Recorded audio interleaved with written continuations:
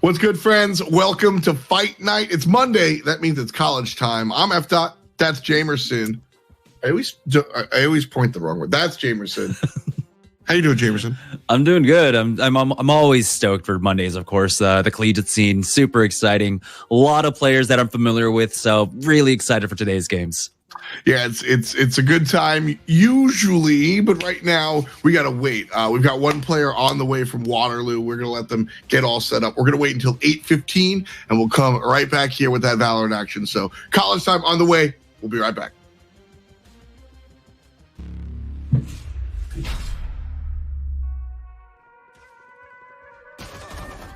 Sidearms provide players with the most weapon diversity in Valorant. With a weapon for all occasions, players will want to familiarize themselves with all of the choices. Today we'll be taking a look at the Shorty and the Frenzy. We'll tell you how they match up to each other, how to use them, and even when to buy them.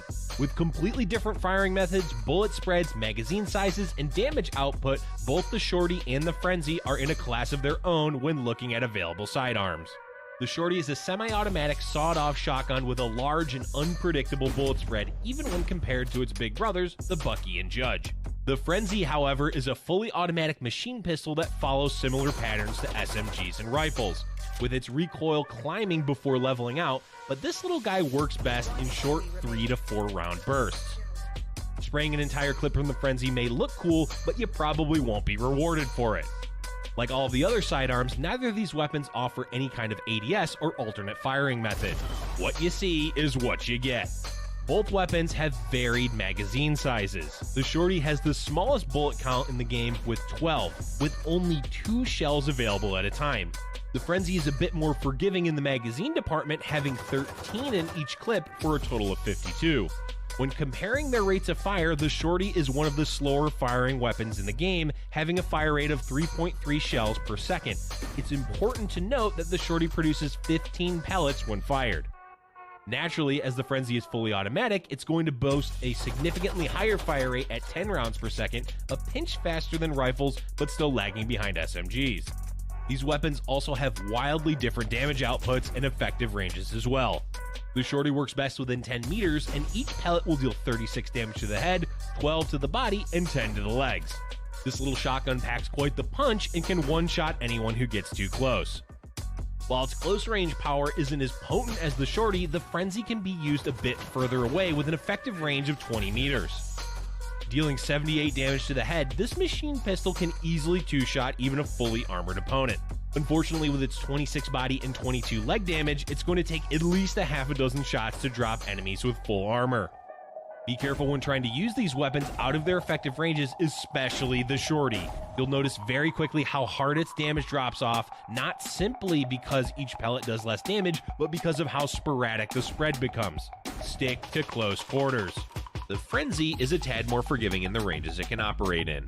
Its damage drop off beyond its golden zone of 20 meters isn't as harsh and can still secure kills, although it will require a bit more control when firing at these ranges. By now, we know these guns inside and out.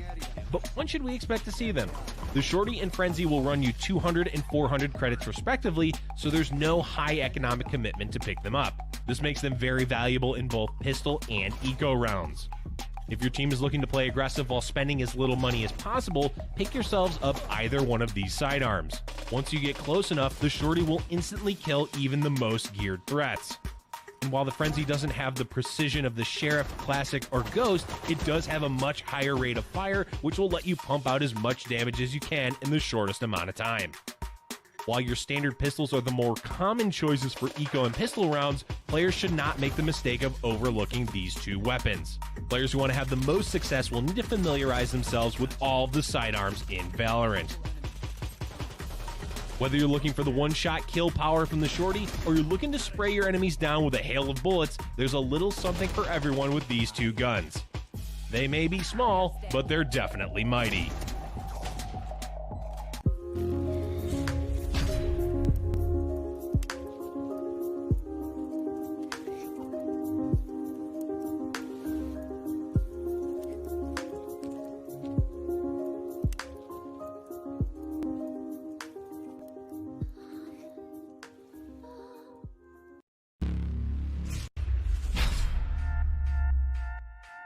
Today we'll be going over the defender side of Ascent by showing you the routes to the 2 sites, the basic callouts, the common spike plant locations, and the agents best suited for defending them.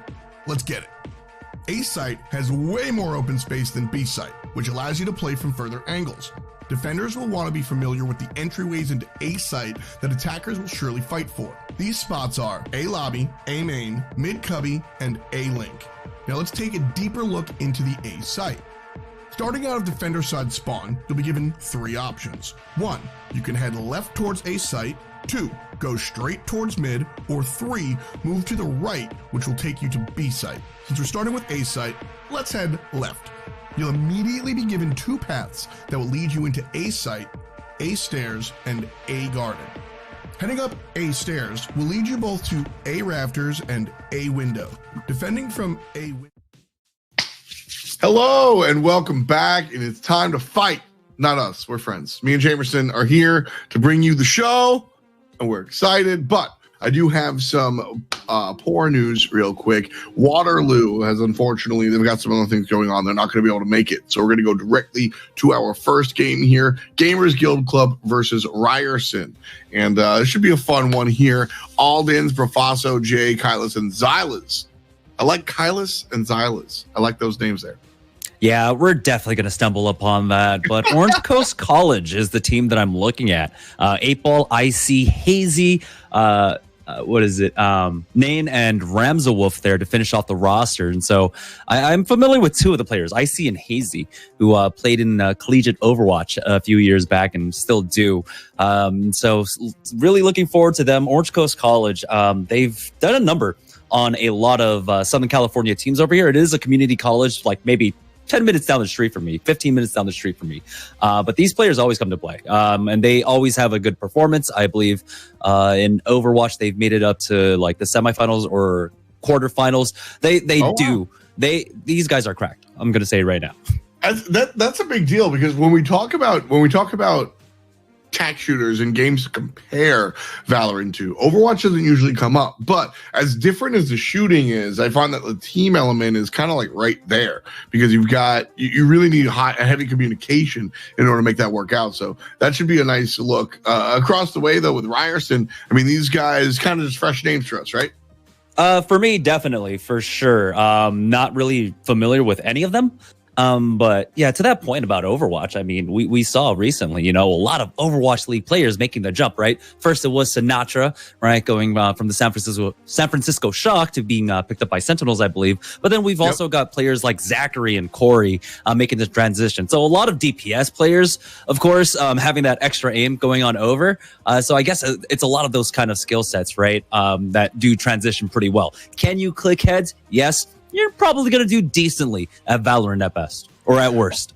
Exactly. And Valorant's probably one of those games that was pulling these players anyway. If you're playing DPS in Overwatch, there's a lot to tack shooters for you to open up to, and this is kind of that nice in between. So jumping into it, the players are picking maps right now.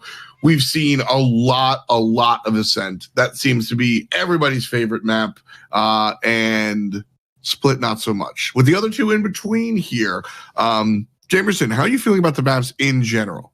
Yeah, I mean, there's been I've been hearing some smatterings of people not enjoying Haven as much anymore. Okay. But I still enjoy it. I think honestly, like, most of the maps are in a really good spot. Split still needs some things to work with. I think we're kind of past that point where it's like people need to adjust, right? I think right now it is pretty solid that it's the map design, and something needs to happen there. So what are some of the reasons that people are given that they're kind of over Haven? Because I haven't heard that just yet. But it might be just overplaying it, you know? If you're playing that map every single tourney and you're making sure you're just practicing it every single time. But also sometimes, I think the ability for either side to get very aggressive on mid it's one of those maps that gets extremely frustrating, right? Sure. Especially like over at garage doors or over at B&B windows. It's just oh, he just swung wide with a Vandal and then just like, running headshot me. It's one of those maps where like it's probably one of the most infuriating things, and you see that happen quite frequently. Someone just pushes out from double doors, right, from defense side, and just boom, just gets double headshots, and there you go. Like the round's over. It's pretty absurd sometimes, like how that can happen. I feel the same thing on Split, honestly, if it's all when it's always about that middle spot. So I guess that's why we see those complaints here. Taking a look, maps are still being picked right now. I'm very interested how this is going to be working out, because some of these teams have been preferring the attacker side, believe it or not. Only just one or two. Is there anything that make you? Excuse me. Is there anything that makes you think that we might see somebody opt for attackers this week? I think it is map dependent. I think the attacking side more often than not currently is for Ascent. And Ascent is one of those more dynamic maps where center control isn't very... it's not one-sided, right? Like on Split, you're basically right there. You've got center control on the defense. It's not quite the same for Ascent on Split. Like you just run right in, there you go, you wall it off, and then you've got mid held down with a Sage. But on Ascent, you've got multiple lanes, and almost every single lane has an access to it, and so it creates a lot of dynamic plays and the angles that you can kind of take to try and get up. Trying to play contact on Ascent, I think, is one of the best places, just because you have long corridors that it can take a while for an opposing side to really try and peek you out. So the defenders have to get very aggressive to try and get information about how the attacking team moves. So I think Ascent offers a lot more dynamic play for the attackers. And also I think a lot of people are still kind of struggling on how to hold down the sites a lot of the times on Descent. Or I think on Ascent. Yeah, I think that's the key, is that some of the newer maps, the attackers just have more plans than there are counter plans, right? You got to see something in order to react to it. So that might be something of note. Bind is going to be our map tonight. We're going to jump into game number 1 in just a little bit. So this one seems to be, like I said, one of those in the middle spots. One of my favorites, actually. I like the long rifle distances that we get a chance to see as far as the gunplay is concerned. So I expect to see the raises come out. This is where we see a lot of raise. Not on every map do we see raise come here, but here this is absolutely one of them. Yeah, I'm wondering, how much of this is going to be reflective of like pro play at the high level, or if everyone's just kind of course, playing towards their comfort and towards the mains that they've had throughout the beta and throughout the last few weeks since the launch. So I'm really interested to see what these collegiate players have to pull out of their pockets. Yeah, speaking of the pro scene, before we jump in, obviously we've had we're just one tournament in a sea of Valorant scenes, but the big boy one, right? The T1 tourney happened this past weekend. TSM took home number 1, and so that was kind of a nice look. Was there anything that you gleaned from those matches that kind of like changed the meta here? I don't know much about changing the meta. I think it was fairly standard. Nothing really too surprising. It honestly just boiled down to just clean executions from a lot of teams. A lot of course, excellent clutches as well. I wish there was more to break down, but like right now, I'm still trying to grasp a lot of the timings and stuff on like how they want to make some of their plays. So it definitely is leaves a lot of food for thought and a lot of things to really chew over as this scene continues to develop. See, I'm going to say unsurprised and be that guy, because a lot of people are like, oh man, this is going to be the big tournament. Everybody's been hiding their strats for this one. The game is going to be changed. And I come out, I see a Cypher every team. I see a Sova half the time, and I see a Sage. I'm like, oh, okay. They're really good. But, we saw obviously some great shots. But as far as revolutionizing the game, I think it was really just a confirmation that what everybody was doing right now is kind of the right direction to move in. We see the fight over mid when it comes to Ascent, and when it comes to Split, and we see some different approaches here. So for Bind, it's usually earlier on the right side, and then later on we'll see it come down towards the mid lane. So I'm excited to see how it all works out. Ryerson is going to be attacking, which means our other team went and picked Bind for them. So, wow, we do get that attack choice, huh?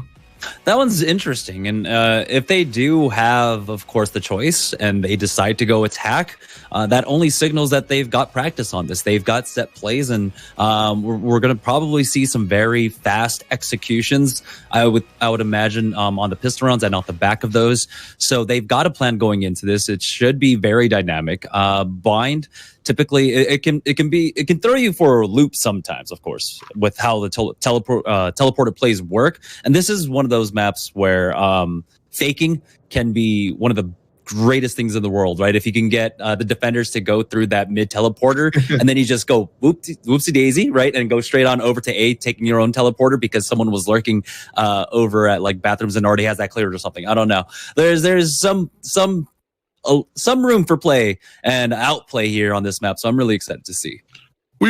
We've even seen the double teleport play where the players warp on through and then come back around. I think that was last week where they hit both teleporters and then found the plant and eventually the round victory. So should be a fun time here. This has one of my favorite angles in the game, that long left side angle all the way down there. Every pug, every ranked game, I'm just sitting there with my sniper. I don't care if I have my marshal the entire game because I'm getting farmed. That's my spot. I want to snipe the long spot. Yeah, I feel sometimes like B long kind of feels like, I don't know, playing tunnels in dust, right? Everyone just kind of meets there and just like everyone just peeks. It's like, all right, nope. Let me try and peek again. You know what it reminds me of? Yeah, you're going to be able to get this one. It reminds me of the bridge in Aztec. Yeah. Yep. That's exactly what it reminds me of. I just go down there and I'm like, okay. Yep. Just like every round you get taken out and you're like, I'll get him next time. Yeah. There's 7 guys with bomb. The bomb drops down to water. You're like, okay. I miss Aztec. I wish. Did they ever have a CS:GO map for Aztec? Never. They never brought it into competitive, right? Yeah. Never. I can imagine it's a pretty hard map to balance. Like, oh man, yeah, it's a massive map. Valorant could do it. I want to see Aztec in Valorant. I'm not even kidding. Valorant would totally do it. What they would do is they would, because one of the bigger pieces of balance is how difficult it is to get down from like, it's easy to get down, but it's hard to get up. So they would just have some like, future tech elevator where like you have to press E to or something. Jump and pads. Then I don't think they'll ever do jump pads in this game. I hope Please not. No. I hope not. No. Like I'm already frustrated enough as it is with the ropes. On split. So yeah, ropes are, the ropes are fun. I like them. I think they look cool, but I don't know. It's a little bit rough here. Right now, a player has a problem real quick. They're going to relaunch and get back into the game. Don't worry. We're not just talking to heroes. Although, you know what? What if we just, game? What if we just, what if you and I just launched our own podcast right here, right now? That's kind of what it's devolving into currently. No. Let's take it over. No more. No, I'm just kidding. I think I'd get in trouble if I came up here. I said no more games. Production, do we have the assets? Can we just go ahead and swap on over to our podcast? Bang. But how dare you speak ill of Rope Room? Do you remember how broken ropes were? Yeah, that's the hill I'm going to die on. Oh, okay, yeah. Of course, have 100% accuracy when you're just hanging off a rope. Yeah, that makes sense. That makes sense. You sit there with like an Ares or an Odin, and then like you have like 3 people like that are still holding the angle, but you just pop up like a whack-a-mole, and you just pop, kill one, pop, kill one, pop, kill one. Yep. It was fun. It was fun. We zoom. Oh man, I hope they play, because right now we're going to be on Bind. So a different take here. What? Oh. Was an odd angle real quick. So Orange Coast College are starting off on the attacking side, it looks like. Not Ryerson. Ryerson will be defending here. Okay. Oh, wait, no, never mind. I'm sorry. The colors confused me. Ryerson are attacking. Okay. Orange Coast College is defending. All is right with the world. There it is. Yes. And Ryerson had that's a nice gun. Nice, Kylus. Ryerson have chosen the A site to be their first place to push. Cypher's camera going to be taken out real quick. Hazy with the short side angle, waiting for the players to come on in here. And you've got a Sage and a Brimstone, so you're going to have some of those long-range smokes, but that's not going to stop this close player, Hazy, up in this corner. Phoenix is going to lead the charge and waiting for the shots. Gets blinded. Falls way back into U-Haul. Jay's going to fall back as well. So Ryerson having trouble kind of walking on in here. Yeah, and that's why we're already seeing like a pretty heavy rotate coming out from Orange Coast College. 2 of their players from B are already over here. They've already made contact with the majority of the squad, and that's going to be Alden going down first. Good play there from IC, neutralizing the one player coming out of Showers, and now it's going to be a 5-on-4. Crazy fight on the left side leads to 2 dead in Orange Coast jerseys. Ooh, Jay sees everybody hanging out here. Tries to back up, finds the shot. Kylis is going to go ahead and grab the kill, helping out Jay. And 8Ball with the eyes on it. Xylas falls. Jay's still there. It's a 2-on-2, and the spike's going to be defused here. I don't know if Ryerson can really make it over the wall in time.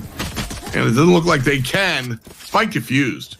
That was a beautiful combo coming out from Orange Coast College because they didn't even take the fight, right? They walled it off, and then they started throwing the utility from that raise over the wall. So it wasn't like Ryerson could just walk up and knife it, right? Trying to pistol it down is... It's going to take forever. The defuse already goes down. The only way you do it with the timing is to knife it down both together. So that was a really great combo play coming out from Orange Coast College. It looked like, though, on that attack, Ryerson just really committed to a heavy default and tried to play for a pick. And so when it came down to it, things went pretty bad on their entry. If Hazy had gotten his kill, the round would have been over. I think it might have just been a little bit of jitters there where he wasn't able to get that kill when the man was pushing through smokes over by U-Haul. Yeah, at first I expected him to get that kill when we were on the other players' POV, and I thought that would have been awesome. I was sitting there waiting for it, and he just didn't pull the trigger. It seemed like he was waiting for more, and just didn't really work out in the favor.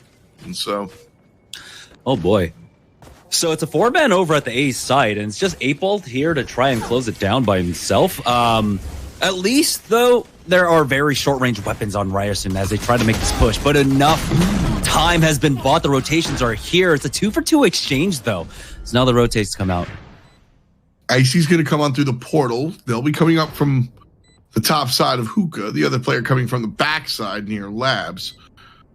So if they push together, this is a nice strategy. Smokes off the right side.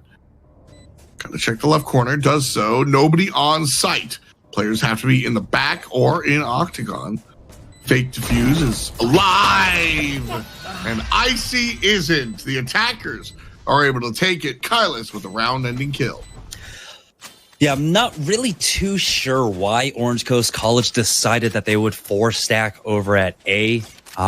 You saw that 8Ball, he committed basically everything into that hold and did buy the necessary time for the rotation to come out from Orange Coast College, but I don't think on this anti-eco round that you hold 4 onto one site like that, especially when you have a Cypher and a Sage. Both of them are good, of course, once split up to hold down a site and delay long enough for the rotation.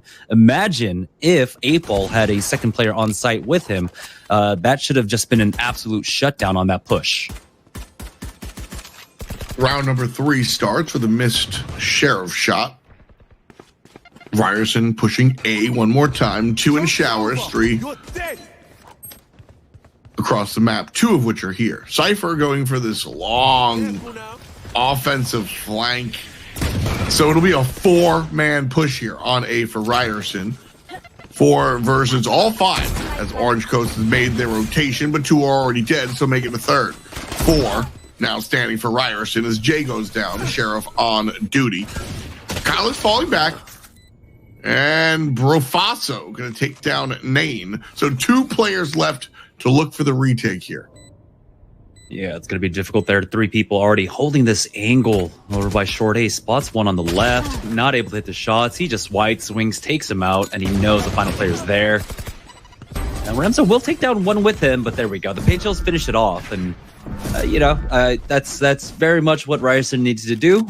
They just played their distance, and they just did a very, very slow push onto the A site. Nothing really special coming out of that one. It was an anti-eco round. This is the one where they're going to be tested. We have the first operator in play in the hands of Icy. Those are always my favorite plays, the slow pushes. You're able to get so much information, and sometimes, honestly, I like the best tool you can have is your opponent's impatience. And that slow play kind of showed some of that there. How'd that first op of the game go, Icy? Yeah, it was the timing. Not well. As soon as we're talking about patience and having the right timing, you just, I don't know. That's a really weird push with an operator. Yeah. I don't think you go that far up into double box. I think you just hold this angle that 8ball's at right now. Oh. Boy. From the top, 8ball's going to be destroyed there. Smoking off showers here. Prepare for help. And well, nobody can see anything on the A site. Here's the orbital strike just to dissuade players even more from entering. Jay's able to find one from across. Flashes the other side. Looks to the left. Gets shot from the right. Up high from heaven. Yeah, that's weird because he actually saw him as he was making that wide swing. Last player over here at Showers will go down. And despite losing that operator first, they are going to be able to win that out. So we're all tied up 2-2 here. But the multiple bomb plants in a row, the multiple round wins, it's going to allow Ryerson to buy right back into this one, while Orange Coast College are not going to be afforded that same luxury because of that operator buy. It's going to be tough there, but you know, if they're able to maintain this sort of presence, that looked like a strong round there. So I'd like to take that one to the bank. Starting with the ult, is this usually we see this kind of waiting for the right moment. Is this type of aggression what we want to see? I'm not against it, especially because just you get that headshot and already you started off. But at this point, there we go. It looks like Orange Coast College. Try and hold it down here. I'm trying to remember if Icy was one of the players that couldn't buy. Icy was the operator player, so I'm going to go with a yes. Okay, so basically makes up. This is basically a Vandal in hand, so. Sure. Smoke's coming out. Orange Coast looking to push into the site from long. Back to the TP. Smoke's about to dissipate now. And Ryerson going to slowly walk on in. Sorry, so watching a Jet hold that animation for so long is so silly. Waiting. I love this angle here. Sees the shot, jumps up. No! Gets one, but immediately trades out. Nice shot. Spike. Fake planted. Got to stick this one. 12 seconds on the clock. And Ramza coming around the corner finds head one and the camera. No charges left. Healing. No kill after that, though, and the Spike is down. Yeah, they don't have a wall to work with, and so all that's got left for them is this res, and it's a very important res. It's not just an eco res, but trying to secure this this retake at this point. But the ultimate coming out from the Cypher now, as they back away, there's an opportunity. They got half the defuse. Third kill there for Ramza, and the defenders are able to take this one. Orange Coast up 3-2. A strong defuse there. The issue, though, is that the economy is still just all over the place right now. So despite that win, take a look. 8ball will be able to get an AR, but again, just with the nature of how this match has been so far, so going back and forth, Ryerson they still have an opportunity here. Now they are just going to be on a pistol buy, it looks like, and so Orange Coast College will see exactly how they want to play with this. I don't think you should be pushing up very aggressively with that operator. You should be playing a lot more passively, but I like what Rams is doing here, finally challenging Bathrooms, where Bathrooms in the last 5 rounds has just been going over to Ryerson for free. Exactly. Those are the adaptations you want to make. You want to identify the trends in this game particularly. Just because it's happened before doesn't mean that it's happening right now. So a good use there of recognizing how things have gone and actively changing. Eyes on players in showers one more time. 8ball sniffs it out. But bomb is still mid. No telling where the spike is gonna make it, because it looks like it's on A side here, but I don't know if they're married to it. Well, you kind of have to now. There we go. Full commit on in, and that was a really good anti-eco round for Orange Coast College. They only lost one player, 8ball, whose economy was struggling the most, but of course someone's going to be able to buy for them here going into this round. Now, rifles versus rifles, once again, it honestly went back and forth, and it was still way too close to call. So Orange Coast College, they have to be careful this time around. We'll see how Icy deals with that operator. I can't imagine they want to try and, you know, peak short A again with it. Yeah, we'll see what the game plan is.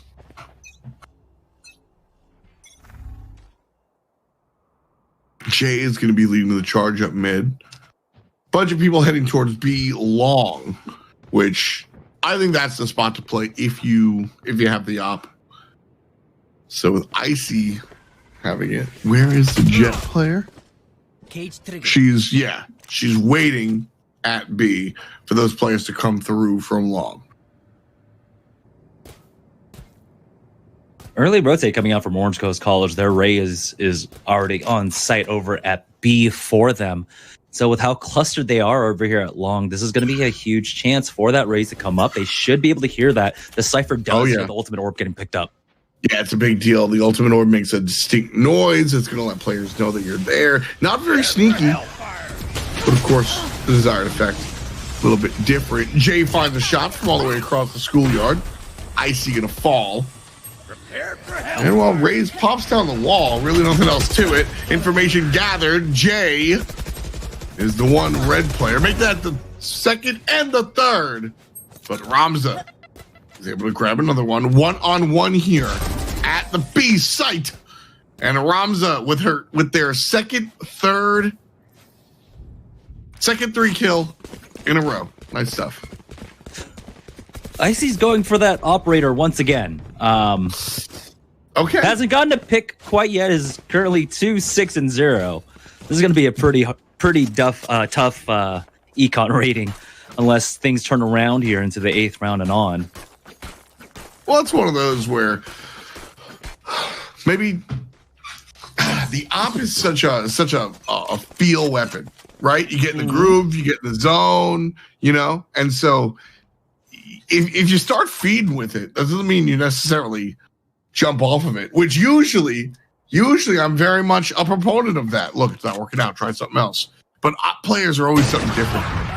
There we go.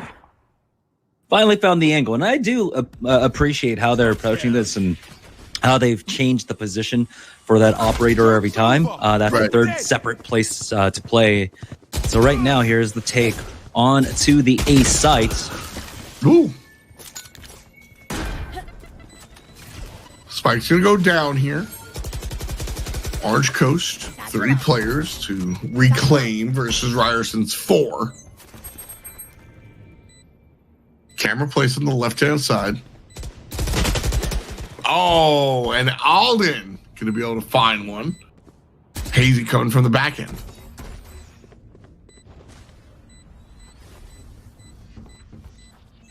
I'm trying to line up here. Not going to find anything, but a player does spot him up in heaven. And I think that's going to be it. Full out save here. Wants to keep it.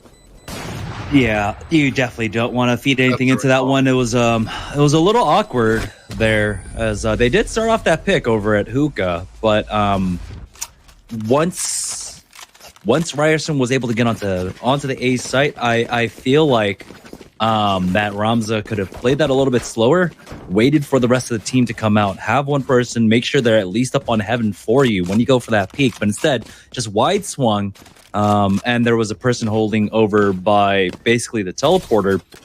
And then, of course, we saw the raise on the left-hand side. And so just taking a duel that you weren't going to be able to win or even secure a trade. Ryerson now trailing by 2 after 8. And they're going to make a play for the B site one more time. A couple of players up here in mid. The spike is towards the B site, and 2 other players are at A. I assume making some sort of noise, trying to gain work as a distraction here, while the rest of the team goes to the B site. Ooh, I see got tagged there from a player over at long. There's actually 2 right now with the bomb there.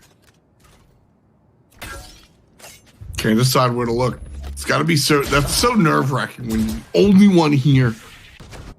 You got to play every single spot. Here's the fire, and Icy has an angle on it, but opting not to go for it. All in through the smoke. Nice job. And no idea. As Jay will pick up Icy. It's still trade for trades, though, as the Res Duke does come out. Ryerson will be 4 strong with 30 seconds left as they rotate on over to the A site now. Slow orb tossed over the wall. Where did that land? I'm pretty sure that one's over by attackers, or excuse me, defender spawn. Right by the back end. That would make sense. Yeah. Well, the spike is going to go down here, and Ryerson one more time finds themselves defending the spike site. 3 players on Orange Coast to take over. Ramza Wolf, though, has been very, very successful, and that's going to be one of them. Oh. Trade out there.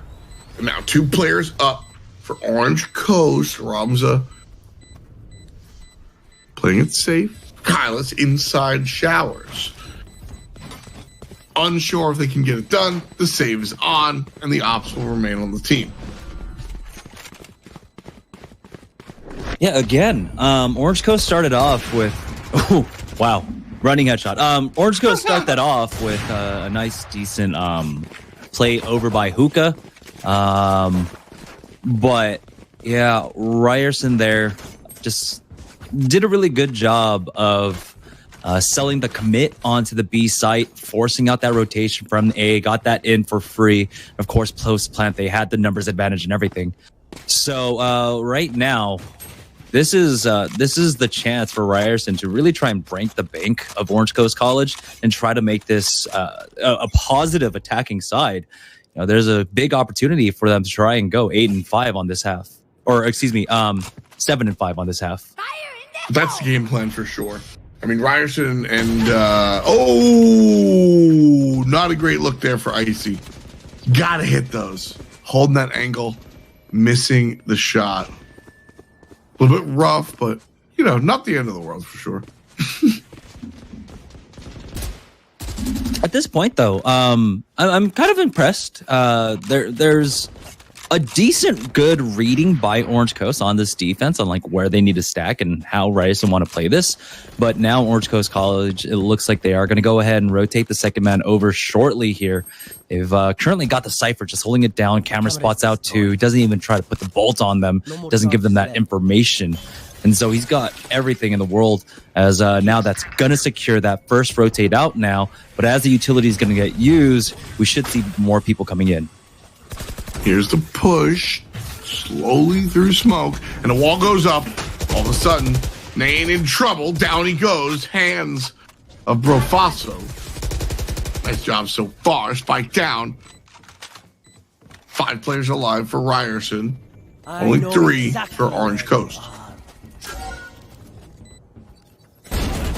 Nice headshot right away. 8-Ball picks one up. 3 players still alive for 8-Ball to deal with here. I know exactly. There's the orbital strike. And 8Ball walks up top, takes one down. Icy and 8Ball combine for the game-winning kills. The defuse should be able to make it. I say should. I say should. I say should. And they will. I knew it the whole time. Didn't question it. Yeah, that was, again, just Orange Coast College having a good read, reacting at the right times. Once Ryerson slowed things down after that 1-for-1 trade, Ryerson started making that rotate over to try and make the push onto the B site. Orange Coast College had a decent read on it where they sent the Brimstone on over. That bought them just enough time. And Orange Coast College on their retakes have been looking pretty good. Of course, just their bragging ability on the retake situations have been fairly decent so far now. Going into the 11th round here, it's Ryerson who's on the back foot here as we have the pistol buys coming out for them. Absolutely. Phoenix is going to flash her on the corner. But I agree. I think it has been about, well, hold that thought. Icy trying to pop over. Eesh. I mean. He tried. That's what I was going to say. Icy tries and makes it happen this time around. And that time around. 3 in total for this round. Yeah, this is looking like the best anti-eco they can get here. Xylus, if he can pick up one, it might help them going into the next round. I didn't really take a look at the economy of Orange Coast College just at the start of this round now. But yeah, the worst thing here is that Xylus, he used his ultimate not too long ago. So even if he grabs his ultimate orb, he's not going to be able to at least have it for the final one. That's a huge pickup, taking out Ramza Wolf there. But now he's slowed off and he's got 35 seconds left. Got spotted out, and there's really no chance for him. Oh, not at all. Just like that. As soon as you said it. As soon as you said it. Taken out. Just like that.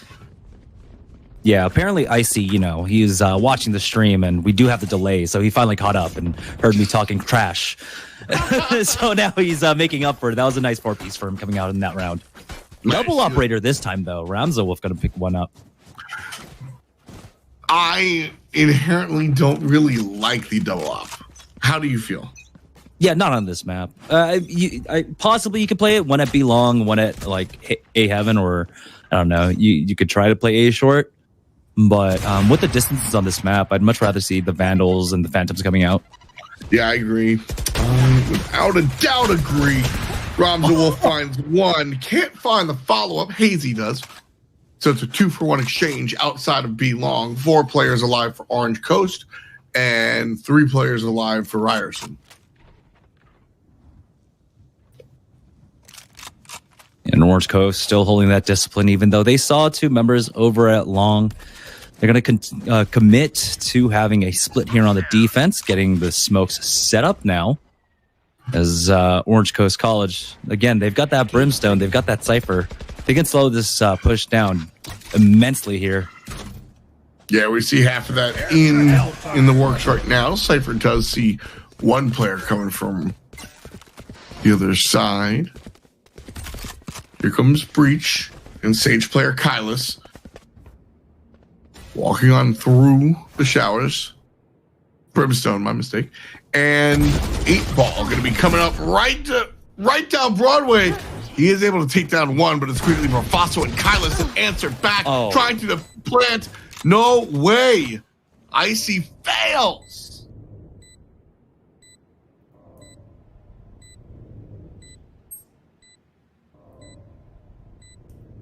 Nothing doing. Walking back around.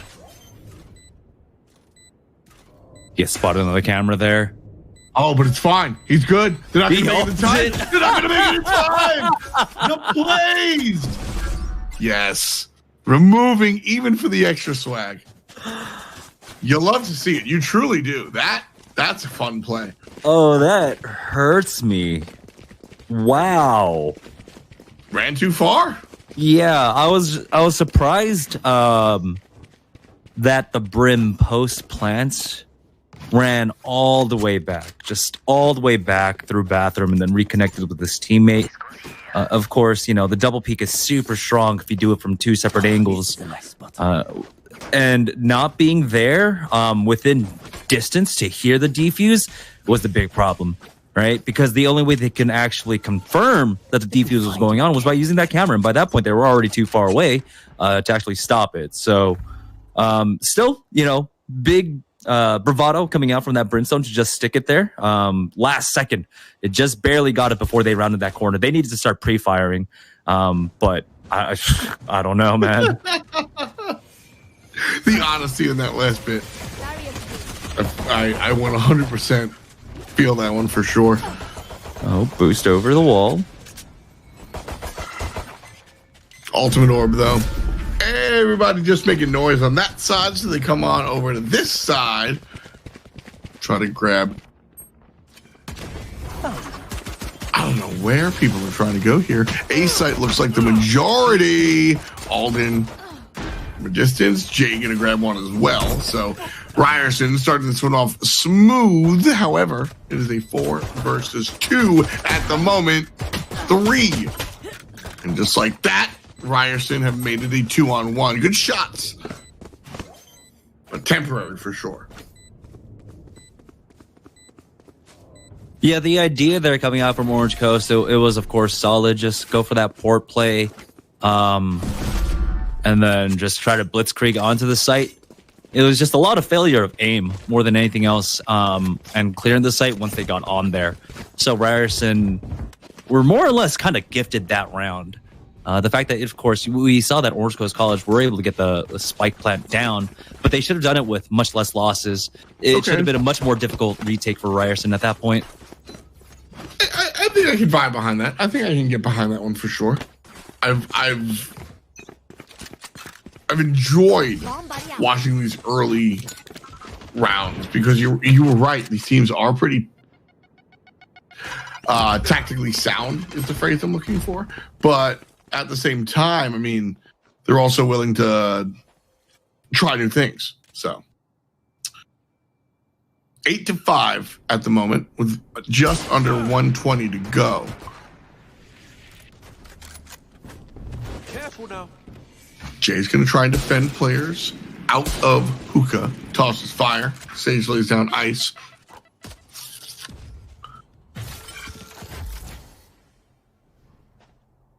Oh, here's the slow walk up long. You'll love to see this play. The wall's going to fall, and this player is going to be greeted by a whole lot of people. 2 players over across the map, by the way, waiting for this crowd that'll never show up. Might have seen one. Does have to be careful. The wall's about to go down. And I think it is just a full-on contact play coming out from Orange Coast College. As you can see, Ryerson are just waiting for it. And there they go. They started all off, taking out the first. It is going to be a 1-for-1 exchange as Jay finds one himself. Oh, but he falls down after the fact to the hands of the sheriff. Lucy and Alden find one. Icy and Walden find themselves as well. So it's 2 players. This is 2 players. Remove. If that 1 player versus 2, Kyla takes down Barnwolf. And that's that. Main gonna go down in the hand of Alden. And an easy defuse. I didn't see the spike, and no idea what the timer was. But a great round there, and all of a sudden, 8-6. Yeah, it wasn't a terrible round for Orange Coast College, though. Yeah. Because of how Ryerson had committed into that. They got the plan, and of course, they were able to pick up 3 frags there. And so that just means that the economy of Ryerson is not going to balloon out of control. If Orange Coast College can take this round, now that it is going to be the first full buy for them, there's a huge opportunity, of course, to take the next round following. I think might have seen someone swapping off from an AR over to the Judge, which would be interesting on the Orange Coast College side. We generally only see those weapons like the Judge in these smaller rooms, like Octagon Room or even up by Bridge, right? Yeah. Like you play defense controls more of like the distance they fight at, so they're afforded that leniency of trying to pick up like the Bucky or the Judge and try to play those angles. Right now, Jay trying to play angles for his team. but he turns the corner, gets taken down. A couple of quick kills here for 8Ball. Walking through the sand. Opting not to do it. Okay. One shot. Big hit from Op right there, but the miss is lethal. And Kylus is able to find it. Eagle-eyed. Put down. One more. Prepare for hellfire. One more, says Ryerson. Orange Coast. Trying to stop it, and they will.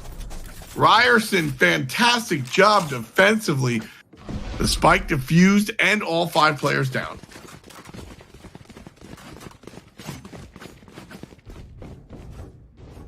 No, there's an opportunity for Orange Coast College to It goes here.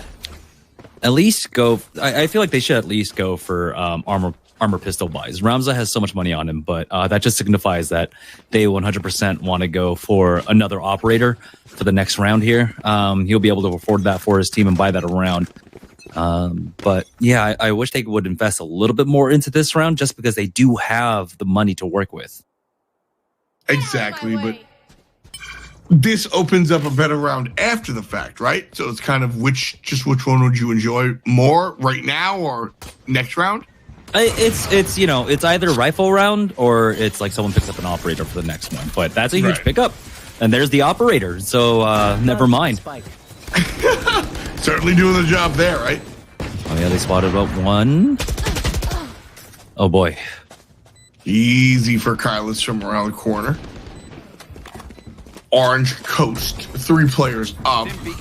Ryerson, 4 out of 5. Ready and healthy. Xylat's gonna fall down, so it's a 2-on-3 rumble here. And nice shots. Kylus again with the multi-kill. 3 this time. Well, it's been a rough go for Orange Coast College here on the attacking side. They've been getting plants every single round. So their execution has been solid. It's just about not taking heavy losses before that retake opportunity where you position for post plant. And then being able to just absolutely secure the round off of that. Ryerson have just kind of been able to walk in for free, and the trades have should not be going over for them. They shouldn't be picking up a lot of the trades that they are right now. Orange Coast College is dropping the ball just a little bit here. Going to try something a little bit different now as they go for the B site. Slowly pushing in. Actually, let me check myself. Kind of quickly moving in. I just expected it to fall back. It's not going to. Smokes are on the main site. And Ramza Wolf going to use this to their advantage. Spike goes down, out of range. And so... still got to worry about the orbital strike and then some. Gets out of there, but hurt. 28 HP left. No, 0. Jay gets his first 2 kills in the contest, just like that. And Grofaso teams up along with Kylus. And all of a sudden, we have 1 versus 3. Yeah, this is just going to be a save for him. And so they're going to be able to get that defuse. And then that one looked really good for Orange Coast College that time around. The trades were definitely in their favor. I don't know what's going on in these post-plant positions, what's going on with communication, the angles that people are holding. But these are some rounds that Orange Coast College just absolutely should not be losing. So this is a very, very surprising situation that they find themselves in right now. Should have a force up coming out. Icy not really picking anything up. So a little bit confused about that there. Not even some armor. That seems like a mistake. Yeah, I think their commitment onto the operator, whenever they can afford it, is really hindering the way that their economy works. This is one of those rounds where you kind of do want to make sure that you're ready to fight But just going in, I think he didn't even buy a pistol. He just stayed with the classic. So very odd there. Oh, bad start as 2 already go down for OCC. Oh no. Ryerson surveying the scene, finds it, and the kill. Wow. These are some good shots coming out from the op player, Jay.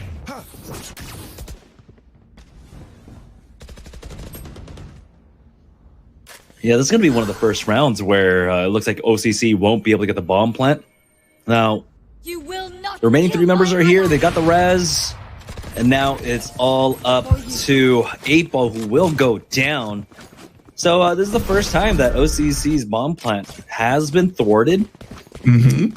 And oh, that does suck. The plant money would have been very big for 8ball there.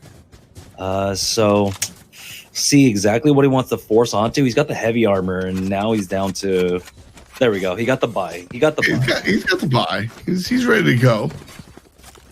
I'm excited. Okay. All right. Can they turn this one around? They just have to. They get the post plant positions. It's crazy. Like how often Ryerson are just able to retake on this when Orange Coast College are, I would say, at generally an advantage. Jake trying to go for an aggressive push through that teleporter. Now he's just running right through spawn. Everyone heard that teleporter though. Yeah, he did run back, so he goes right back through that teleporter. All right. Shots from above, and Alden is going to be the culprit. 1, 2, can't find the third. Ramza answers after the fact. There's a jet dash, and Icy going to fall down. Kyla. Zyla's feeling good.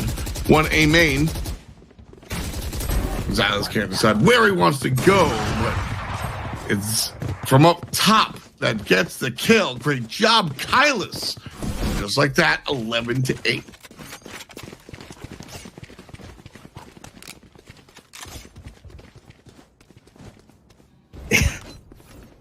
I honestly have no idea what is going on with Ryerson's economy right now.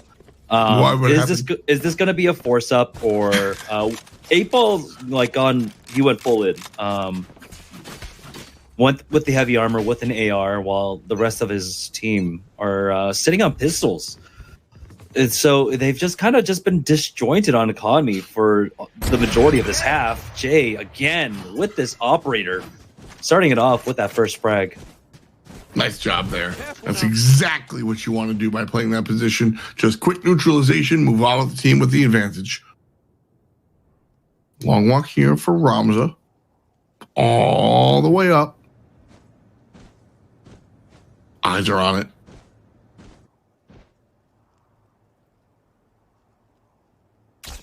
Gotta be careful here. Thinking about this B site, the players have to do it together. The wall goes up, and, well, now the entire team is kind of stuck here.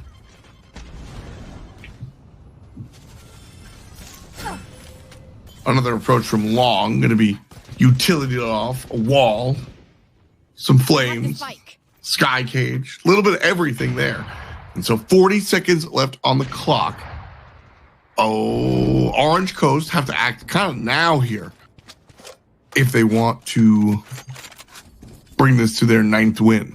Heads up. Nice shot. Jay gets one, waiting for the others through hookah. Sees, can't find it though. Blindly following through. Won't be able to make the impact. 2 players busting in onto the scene from up top hookah.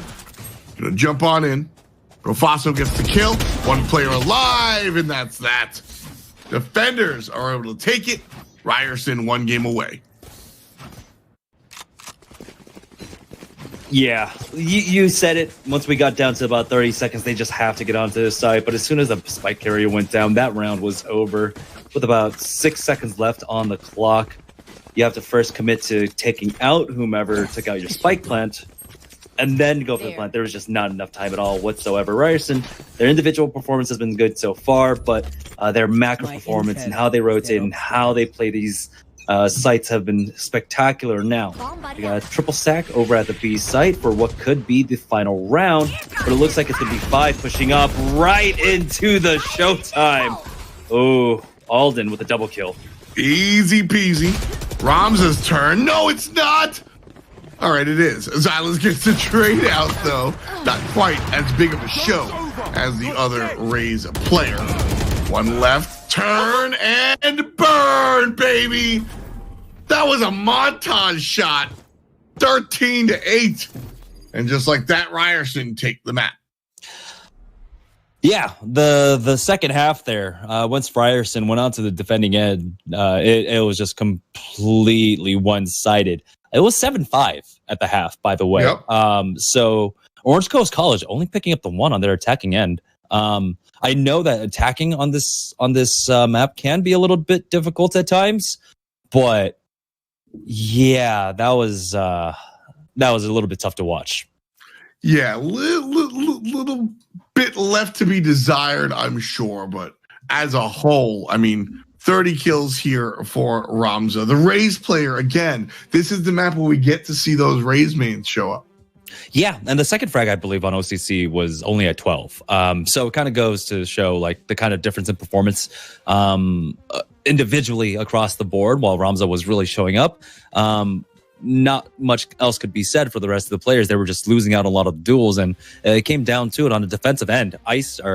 Jay, when he got his hands on the operator, he was shutting them down. Icy, on the other hand, when he was trying to play the operator for their defense, it was slow goings up until the latter half of their defensive side. Slow goings there, but certainly not in the gameplay. I liked when we got a couple of those rushes and a couple of those jump on ins, and that last play. What a way to end the map. Fun stuff to watch here. 13 to about 8. We have a 5-minute break, but don't go anywhere. A best of 3 looms on the horizon. We'll be right back with Fight Night.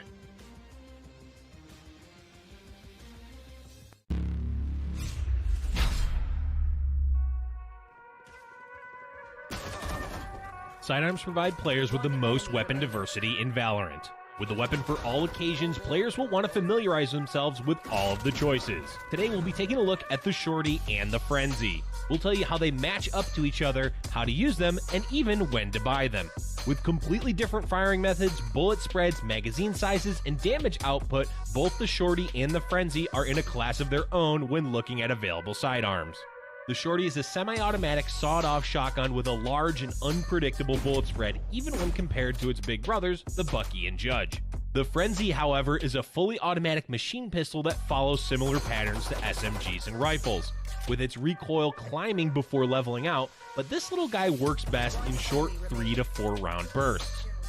Spraying an entire clip from the Frenzy may look cool, but you probably won't be rewarded for it. Like all of the other sidearms, neither of these weapons offer any kind of ADS or alternate firing method. What you see is what you get. Both weapons have varied magazine sizes. The Shorty has the smallest bullet count in the game with 12, with only 2 shells available at a time. The Frenzy is a bit more forgiving in the magazine department, having 13 in each clip for a total of 52. When comparing their rates of fire, the Shorty is one of the slower firing weapons in the game, having a fire rate of 3.3 shells per second. It's important to note that the Shorty produces 15 pellets when fired. Naturally, as the Frenzy is fully automatic, it's going to boast a significantly higher fire rate at 10 rounds per second, a pinch faster than rifles, but still lagging behind SMGs. These weapons also have wildly different damage outputs and effective ranges as well. The Shorty works best within 10 meters, and each pellet will deal 36 damage to the head, 12 to the body, and 10 to the legs. This little shotgun packs quite the punch and can one-shot anyone who gets too close. While its close range power isn't as potent as the Shorty, the Frenzy can be used a bit further away with an effective range of 20 meters. Dealing 78 damage to the head, this machine pistol can easily two-shot even a fully armored opponent. Unfortunately, with its 26 body and 22 leg damage, it's going to take at least a half a dozen shots to drop enemies with full armor. Be careful when trying to use these weapons out of their effective ranges, especially the Shorty. You'll notice very quickly how hard its damage drops off, not simply because each pellet does less damage, but because of how sporadic the spread becomes. Stick to close quarters. The Frenzy is a tad more forgiving in the ranges it can operate in. Its damage drop off beyond its golden zone of 20 meters isn't as harsh and can still secure kills, although it will require a bit more control when firing at these ranges. By now, we know these guns inside and out. But when should we expect to see them? The Shorty and Frenzy will run you 200 and 400 credits respectively, so there's no high economic commitment to pick them up. This makes them very valuable in both pistol and eco rounds. If your team is looking to play aggressive while spending as little money as possible, pick yourselves up either one of these sidearms. Once you get close enough, the Shorty will instantly kill even the most geared threats. And while the Frenzy doesn't have the precision of the Sheriff, Classic, or Ghost, it does have a much higher rate of fire, which will let you pump out as much damage as you can in the shortest amount of time. While your standard pistols are the more common choices for eco and pistol rounds, players should not make the mistake of overlooking these two weapons. Players who want to have the most success will need to familiarize themselves with all of the sidearms in Valorant. Whether you're looking for the one-shot kill power from the Shorty, or you're looking to spray your enemies down with a hail of bullets, there's a little something for everyone with these two guns.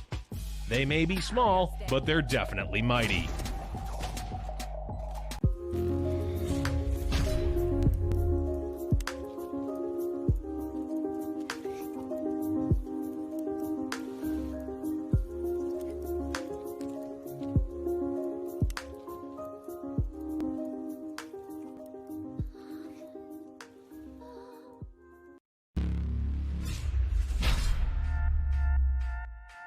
Today we'll be going over the defender side of Ascent by showing you the routes to the two sites, the basic callouts, the common spike plant locations, and the agents best suited for defending them.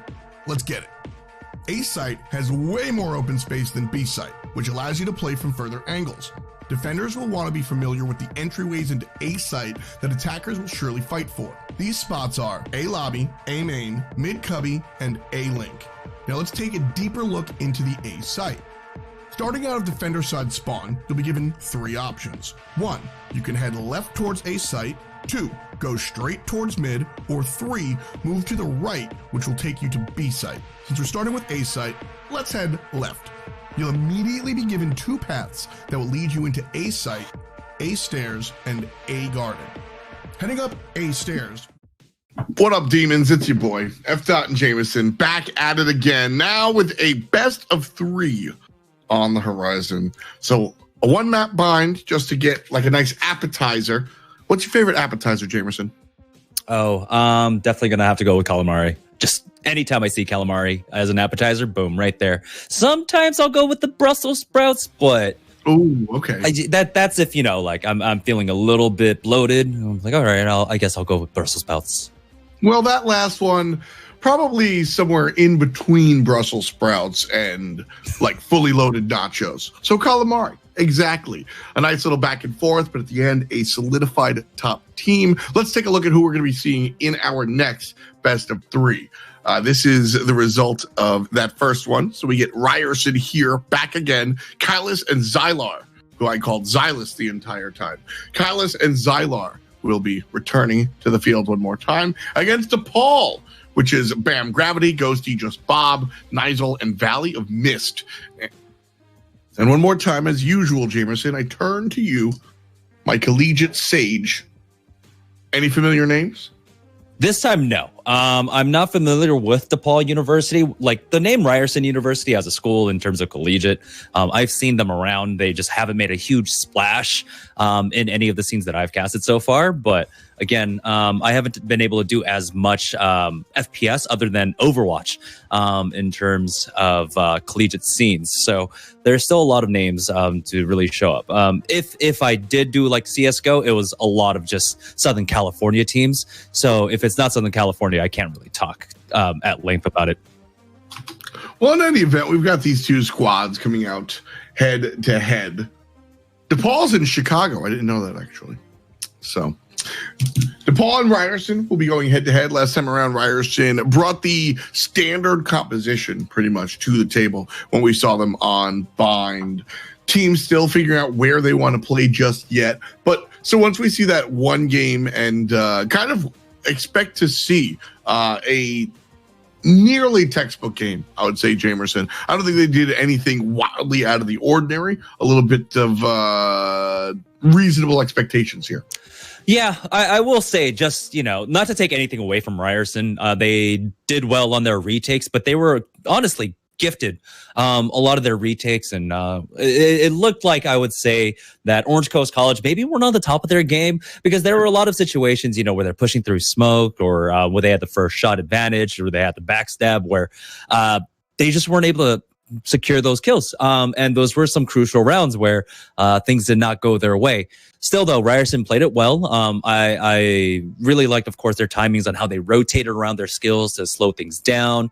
And so the fundamentals are there, and I'm really excited to see more of this team as we go into this best of 3. Should be fun to see them go up against an unknown opponent, because now we actually have, when you have two unknown contenders, I guess it's kind of tough to really see where everything's at. But now we have the expectation from Ryerson and what they're going to be going into up against their opposition. So a couple of things on the docket, a couple of things to keep in mind for sure. But we're going to figure it out in just a moment. Looks like we have our map in here. Ryerson is going to be attacking, and the map is Bind.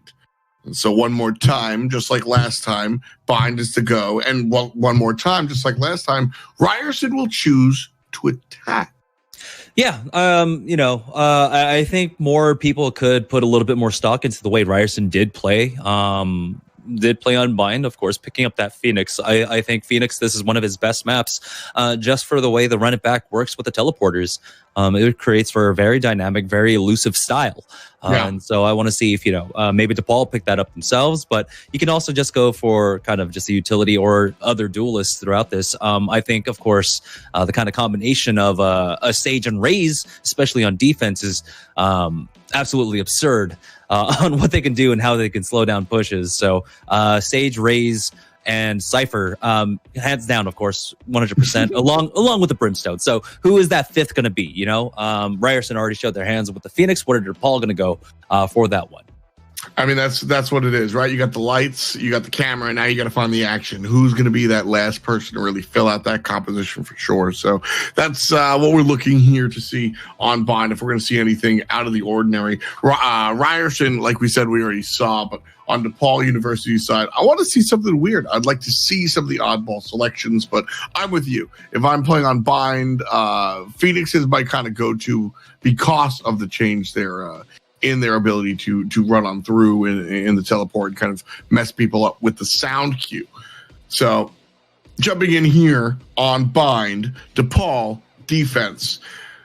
They're going to be defending against Ryerson, who chose to attack last time around. And unfortunately here, I couldn't even tell you, if there was a site that Ryerson liked to choose one over the other, because frankly, I think they spent both times at both sites.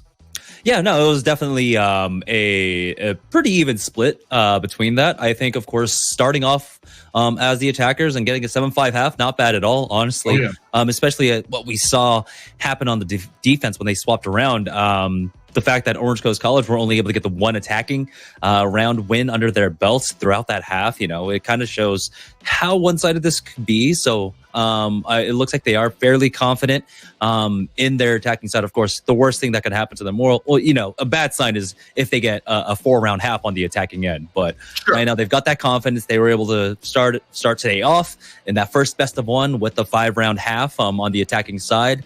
And, that's them just getting into the motions of things. That's them gelling. And then, of course, just warming up here for the best of 3. Got to figure it all out step by step and then, finally gel together. Coming into this one, Ryerson probably going to be a little bit hotter than DePaul, as they've had their time. They played their one single game, and now they're here in the best of 3s. So that's something to look at as well. Ryerson not being kind of cold off the bench. DePaul coming in with nothing. I guess they were playing gun game or whatnot. Spike rush, excuse me, as they kind of sit in the wings, right? Yeah. So I'm really excited. One of the greatest things about Counter-Strike was just how community driven it was. Yeah. You have your knife maps, you had your surf maps, you had your aim maps, and it was just all community built. And eventually when we also went over to CS:GO, we had a lot of practice maps. Your smoke lineups, your all your nade lineups, retake maps, and stuff like that. Once those tools start getting into Valorant, that's going to be so much more better practice, especially if we can have a retake map or retake situations and stuff like that. There's still a lot of room for growth, and especially for the game itself. I really want to see Riot really open up this game to the community, allow that kind of community grassroots kind of growth for this. And it seems like that's kind of the direction that they've taken, right? You know, we had the big T1 nurturing gamers thing going on, and we see a lot of the interaction with the community. So I'm interested to see where the larger esports scene for Valorant kind of winds up landing. If you're gonna have one TO kind of doing the whole thing, or it's gonna be, you know, something like FGC or Counter-Strike where it's just event-based here and there. But we'll see how that all works out. Pistol round started by DePaul.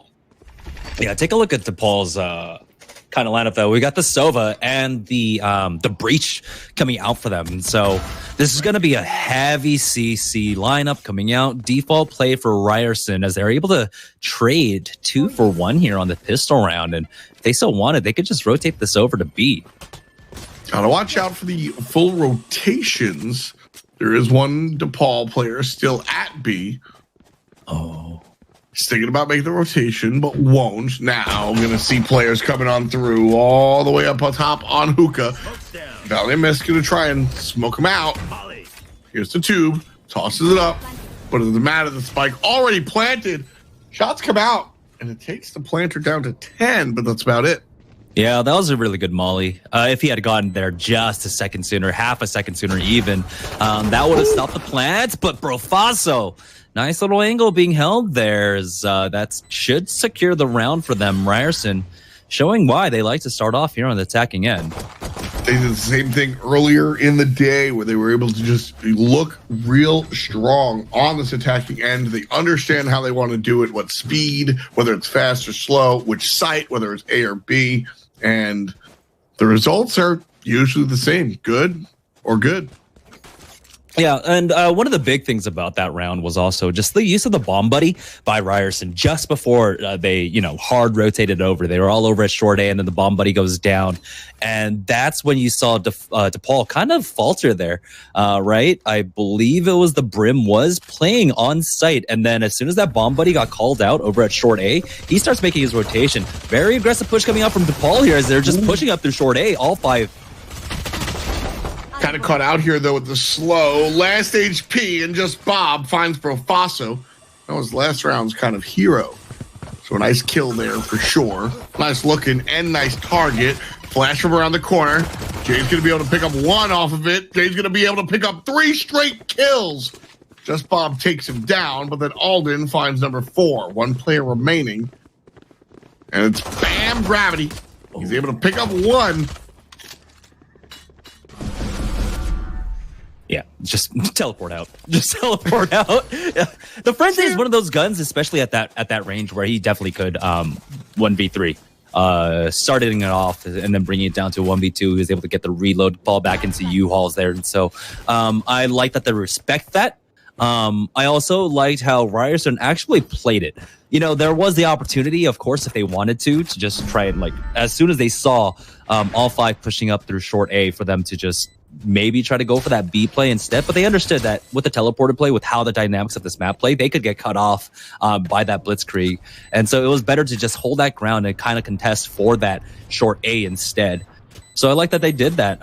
Right now, Bam Gravity is going to try and go for this retake. And it's still a 1v2, and he's not going to have much time. Goes to the fake defuse. Sees both players, but Kylus is the one to find home for the bullets. So it's 2-0 Ryerson as we jump into round 3.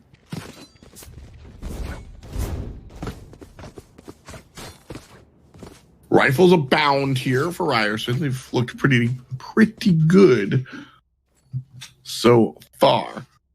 Yeah, and this is one of those rounds, of course, when one team, of course, ends up winning the pistol and the ensuing anti-eco round, right, where they struggle just a little bit. We see this often, right? This is kind of a little bit of a motif that follows here on the 3rd round. the simple fact that they hold on to those submachine guns, that those submachine guns are going to be a little bit underpowered coming into a full rifle buy here. He does hear them, and Valley of Mist will go ahead and smoke them off here for DePaul. All the way fall back here. Valley Mist has the noob tube out. Won't look for it just yet. Bomb's still down. All the way down. Not coming anywhere close to this site just yet. Shots from behind, not going to reveal anything. That's the end of the ultimate. Now one more time, Phoenix has to go out without the protection of the ultimate. 5 players alive for Ryerson, 5 players alive for DePaul. Here comes a spike plant just like that. Pop! There's a death for Brofase. And the enemy cop goes ahead and grabs it. 3 players alive for Ryerson, 4 players alive. Make that 3 for DePaul as Jay finds one and then is immediately taken down. Back and forth forever. The one-on-one is quick. Ghosty finds it and should be able to get the defuse, and that's that. It was a little odd for Ryerson there, I would say. Just for the simple fact that there was an opportunity for them to rotate off, right? They had the bomb right there over at long, and DePaul had 4 players on the B site. Of course, Ryerson didn't have that same kind of information, but they had to know that there was an opportunity for them to sell that and just go for the rotate off instead. One of the things, of course, that makes it difficult to make that teleporter play is if you don't have someone that's like maybe lurking over by showers or a short A to really suss out that information for them. But there we go. That was a little odd. I've never kind of seen that. In the barrier? Yeah. Ooh. Oh. High on angle. Kylas finds a couple of shots, but nothing really to call home. Jay is going to pick up the ultimate orb. And Ryerson, one more time, are regrouping. Mid looks like it could be the push again. They've been a lot of resistance at this point for sure. Taken out. 2 dead already. Beautiful play by Sova to see all of the people going to shoot him through the smoke. Gets one. But Alden is able to find the bomb kill into U-Haul. Spike is going to go down here. DePaul 3. Ryerson 4 now after the resurrection from Kylas.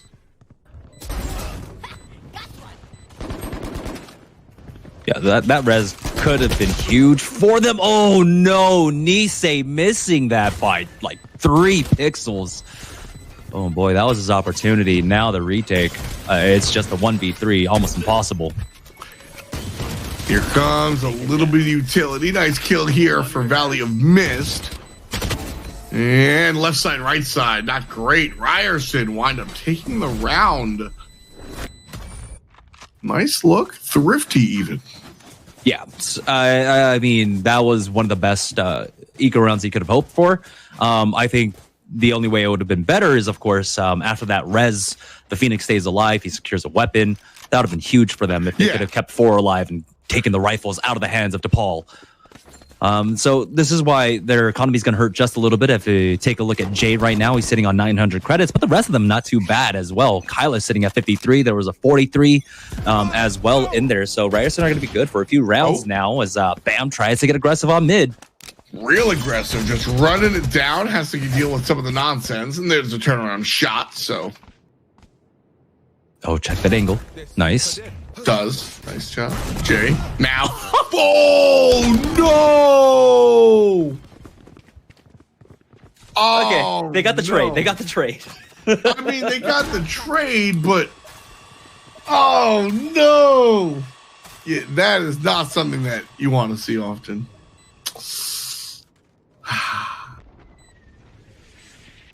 Yeah, you get the full blind, and he just can't hit that head. Alden? Oh, I thought we were going to get the ants. Instead, Alden only finds 1, and the follow-up comes from Kylas after the fact. Oh, he's the Phoenix player. Yeah, to the Phoenix player. Right there! 4-1. Yeah, still not a bad anti-eco for Ryerson. We knew that their economy was like decent just before this round, and take a look at that now. 3K, Jay still struggling a little bit on the money front, but 7.5, 4.1, 6.4. So Ryerson are looking really good here as they didn't really show that they wanted to go for the operator on the offensive end. I don't think maybe they played 1 or 2 rounds with an operator on their offensive end in the match just before this against Orange Coast College. So that just means their economy is going to stretch pretty far there, bro. Faso already starting it off, picking up 1 over at short A. Real quick stuff. And that's huge. Quick. Yeah. Because that cements that the 2 players at A side have to stay there. The simple fact that they lost 1, the 2 A players have to be there, and they're already actually rotating out 1 more player, the Brimstone going on over there. So now he's going to rotate back. But that was a window of opportunity for Ryerson. They just missed it by a little bit, but of course they already have the numbers coming in for this take. Joke's over. You're dead. Flash in hand. Waiting for the call. Oh, gotta put it away. There's the airstrike. Oh no! Half HP already. Good information gathered though. And here comes Sova with a shot right down Broadway. Finds Aiden from a distance. And Breach gonna look where Kylis was last time, no longer. Now planting the spike. And there it is. Yeah, a little bit of an overcommit on the ults there, as they use, of course, both the orbital strike along with that Sova ultimate. Oh my goodness, DePaul are actually doing it. Now it's down to a 1v2. He's trapped in a corner. They just walked in and just killed everything. I wish there was more to break down, but they just straight up walked in and alpha'd this retake. Sometimes you hit your shots, and I mean that's the beauty of the tack shooter. You know, I've had this conversation about games before, and Valorant is absolutely one of them. In order to have a good gameplay experience, I need to be able to go real deep sometimes. I need to be able to use basketball as an example, right? I need to be able to break down why the double slip screen was able to allow the open man on the right side to hit the 3 from a distance. But it's also fun to watch LeBron James jump over a dude. Yeah, sometimes just go hard in the paint. Yeah. Yeah, and that's what we saw. You know, we talk about retakes and maps and strategy and characters and composition. Hit your shots, bud, and you can walk in and take the round. DePaul looked good doing it last time. Ryerson trying to storm into the site A one more time, and the slow orb gonna catch everyone. Then you catch those moments where you fail your boost onto double boxes there. Yep. It's okay. They actually got the rotate out from DePaul. If they go faster, there's an opportunity for them to get right on in. But there we go. This fake from Jay, he does go down, but DePaul are still playing this very well right now, as now they've got all 3 members back over at the B site. And so this execute not going to be as clean. Profaso starting it off though, taking out Nisei. Flash onto Kylis. Here's the continuation. Spike planted. That's the important part with the res. The reser will die. The res will die. And there's still 1 player alive. Nisei. Coming around, player over here in Octagon.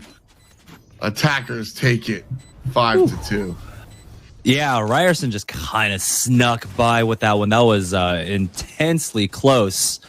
This is DePaul. That was their opportunity to try and come back right into this now, but it's going to be the anti-eco round for Ryerson. And, I would say these anti-eco rounds, they've been going fairly well.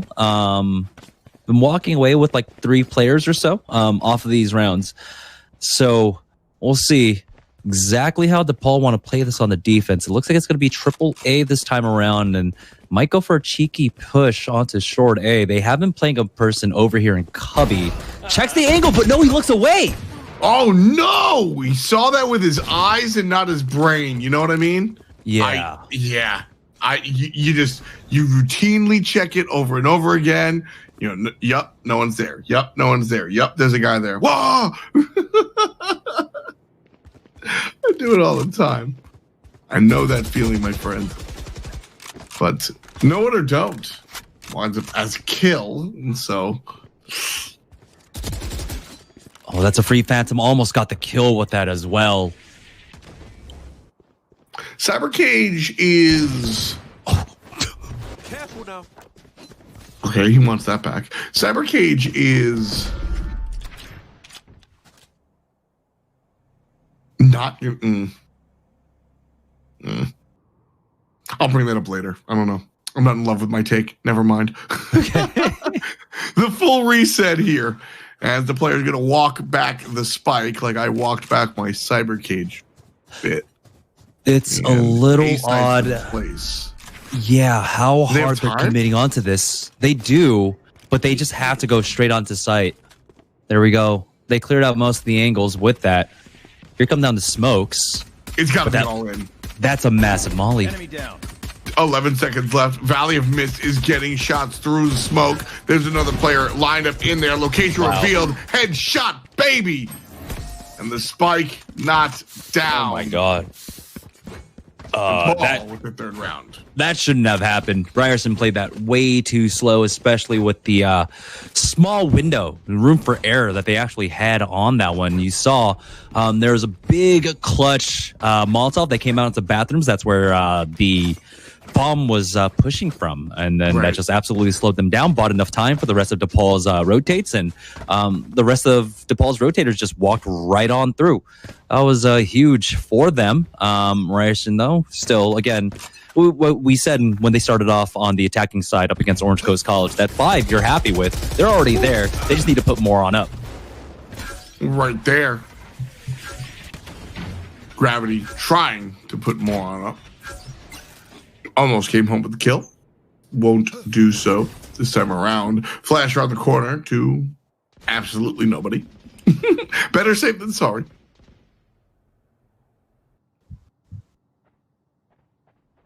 Puka being pushed one more time. Jay.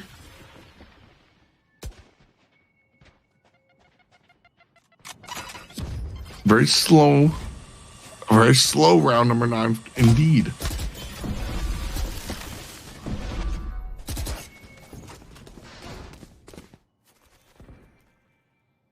Looking for somebody in back labs.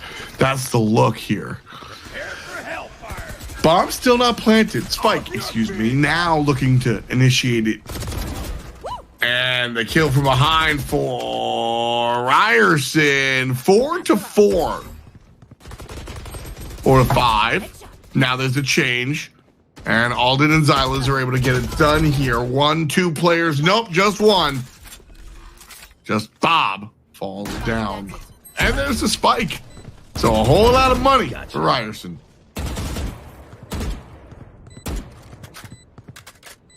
There's still an opportunity for Valley of Mist here, as he is going to go ahead and throw down an ulti, clear out U-Hauls. As he pushes up, it's a little bit slow, I would say, honestly, because of how much utility that he brings with him. Pops that fake, spots one at double box, but there we go. Jay with that peek from short A will secure that. And I really do appreciate how Ryerson played that. Of course, we talk about how dynamic this map can be, taking that port on over, but keeping Jay to the lurk over at Hookah. It could have come up huge for them, but I'm not entirely too sure if he made noise over there to try and keep people over, because DePaul were running the 3-man defense on B. Right. That was one of the first things that you noticed. So people just got to be aware of those angles, I suppose. I mean, we'll see how it works all out. Thor here. Long range sheriff shot, not going to be found. But 2 players are. So good information for sure. Slowly making his way further into the site here. Camera goes up on a wall. Going up. And just like that, a wall's created. Ben Shapiro in trouble up top. Bam, gravity, try to bring it down, but still just can't find anybody. Oh, so much smoke here. And just like that, 1 kill. 5 alive for Ryerson. And 3 on DePaul's side for As just Bob finds the pick and the spike all the way on A site. Again, the fake is good. Yeah, the fact that they're able to start off these fakes, of course, with some sort of pick, and then really forcing out that rotation now from DePaul. 2 rounds in a row that they've been able to do this so far. And I like this angle, Xylus falling back, understanding that their backs are vulnerable. Ooh. Wait for it. Oh, again! The angle is checked and turned away from. Xylus makes the play. Rafaso is coming, one to the left, one to the right. And it's the player on his left that takes it down. Showstopper comes through, and the attackers win. Rafaso and Aldins at the same time. And that puts number 7 in the pocket of Ryerson. Yes, already having, like I said, 5 on the attacking side, starting off attackers. You're pretty happy with that. And now with 7, this nearly secures your victory here on Bind. And we still have 2 rounds left to go in this half. Yeah. Very nice look here for the guys on Ryerson. That's why they chose the attacker side for sure. That's why they went in this direction. They've got the prowess.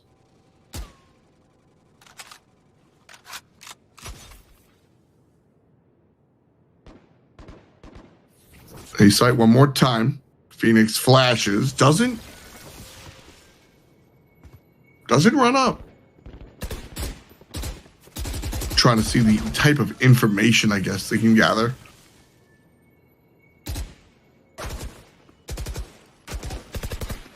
A stall out here as Ryerson backs it off. Wall comes out. And U-Haul going to be the chase in. Blind is good. Jay gets 1, but it's just 1. And it's a trade out. We'll get the job done. Bam Gravity finds Kyla's trying to fall back. He's outside of the right. And the cage comes down. DePaul, 3 players left, trying to retake this. Player not behind the box. Player not over there either. Jay finds one through the smoke. 1 left from DePaul. Here comes Aldins, gets him from behind, and number 8 for Ryerson. A little bit odd from DePaul on that retake, smoking off short A, but hard committing and holding that angle, even though they had that smoked off. Feel like at that point, you just kind of commit one person onto that angle and then have another push for U-Haul and clear that out, which they never really had the opportunity to do at that point.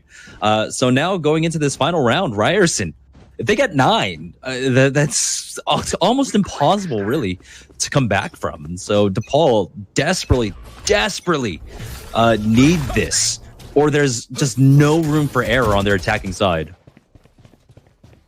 Mid's going to be some of the push here.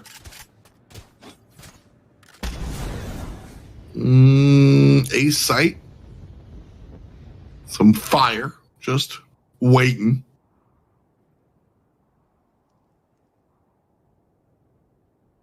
B site. There's a lot of Ryerson bodies around it, it looks like. And that's going to be the push. Flash out into Octagon, and one goes down in a green jersey. There's a trade out as one player from a distance takes him out, but it's 1 by 1 and trouble there as well. Oh, this is a dirty lurk. You know, those players that just wait inside the teleporter room. Hey, man, it's getting it done, or it was at least. Nisei finds one and the follow-up. Nice shots. And the teammate's going to grab one from across the map as well.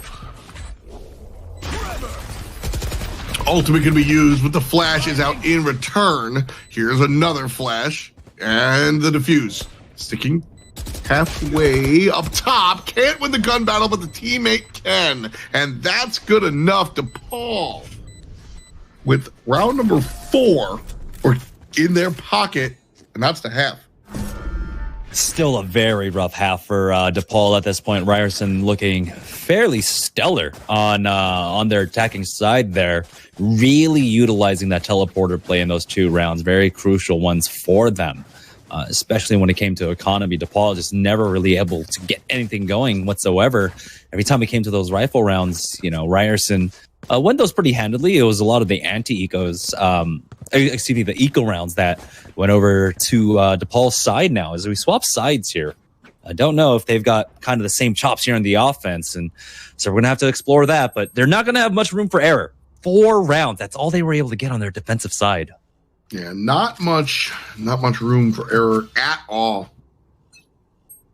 Like you said, it is odd for a team to lead with the attacker side, but with how well Ryerson pulled it off, I'm fine with it. DePaul on offense now for the first time, looking to push up long B. 2 players up here in hookah. Smoke is good, but the flash comes out. Find the player on the right side. Gravity's able to get the kill despite the fact being blind. Nisei just Bob. Everybody in red jerseys getting the Ks. Ryerson shows up. And great plays from the back line. Now all of a sudden it's a 2 versus 3, a much more realistic competition than it once was. My eyes are down.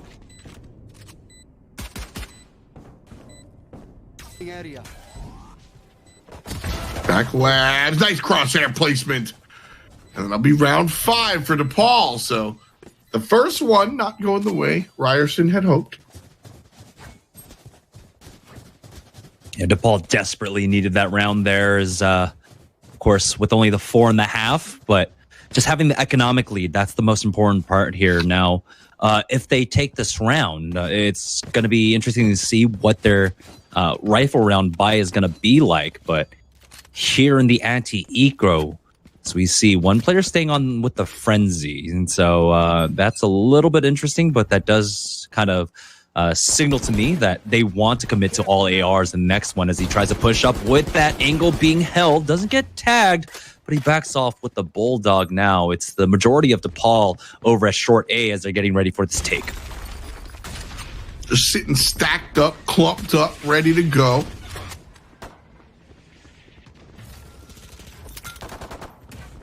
Walls up. Gonna isolate the rest of the site from the attackers. Looking to plant. One up top and then one with the pistol.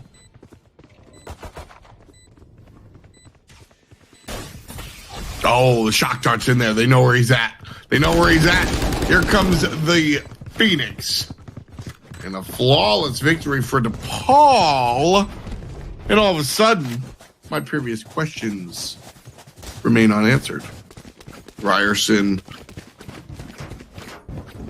are they just going to sweep this one, win this one out?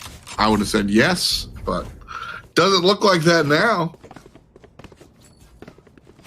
Again, though, I worry about this 3rd round. This is where DePaul can find their attacking side just kind of crumbling to the wayside here up against Ryerson. If they don't win this one and they fall back into that rifle eco cycle, that could just spell defeat for them now, as Ryerson are going to be stacking 3 onto the B side to start with.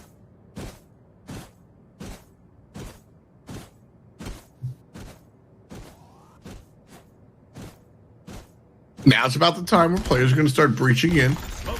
Brimstone, however, is the one that gets a glimpse of the team coming through hookah. Looked like he saw 2 players coming on through. No clue if he knows the true scale of what's about to happen. Profaso does. 2 players in his K column. A 3rd as well. Kylis will introduce one. And so the lone member of DePaul chased out by Ordnance. Nice ult. Yeah, that was one of the fastest fizzles I've ever seen there. And Ryerson on that rifle round, just complete domination, only losing the 1 throughout that. Now DePaul's economy, this is rough goings. Now they do have some rifle buys. All right, okay.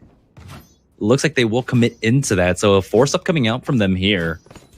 Wonder exactly what their utility situation looks like, but you know, they've got 2 bulldogs in here, and so they understand that they need to do something here. And so Ryerson, you know, could be expecting an anti-eco round, but DePaul might be able to catch them off with that force up. That might be the look. It was certainly what we're gonna keep our eyes open for. DePaul eyes on the B site. 1 player still straggling around side mid, but the other 4 here, ready to go. Left side smoked off, and Octagon itself is going to be smoked off as well. With 1 player in a decent spot to really see everything.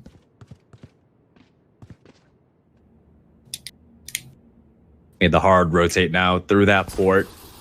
But Ryerson have already responded to this. They have a nice camera, spot 1 out over at short.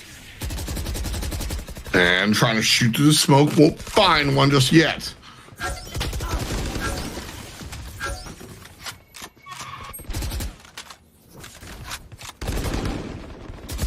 One more time, peeks towards shower, won't be able to be seen.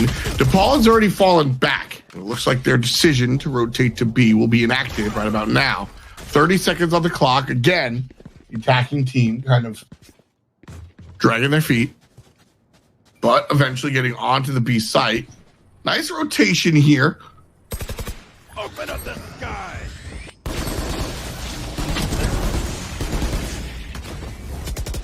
All of a sudden, Rafaso was able to pick up 2, but is answered back by Valley of Mist. 1 player alive. It's just Valley of Mist, but it doesn't seem to matter. Picks up another one against Jay. The defenders are able to take it. And all of a sudden, it's 10-6. So being able to hold on to that armor along with that bulldog, there's an opportunity for them here. This is the anti-eco round now for Ryerson to play off of. And so it's gonna come up to Valley of Mist here to try and get some big pick for them. We do have Sheriff Buys coming in. Here's the first operator, and it's in the hands of Jay. And we got to see what he can do with it last time in the first best of 1. Oh, players lined up. Shoulda, coulda, woulda. That time a little bit too slow. Not nailing much of anything here. A little bit rough.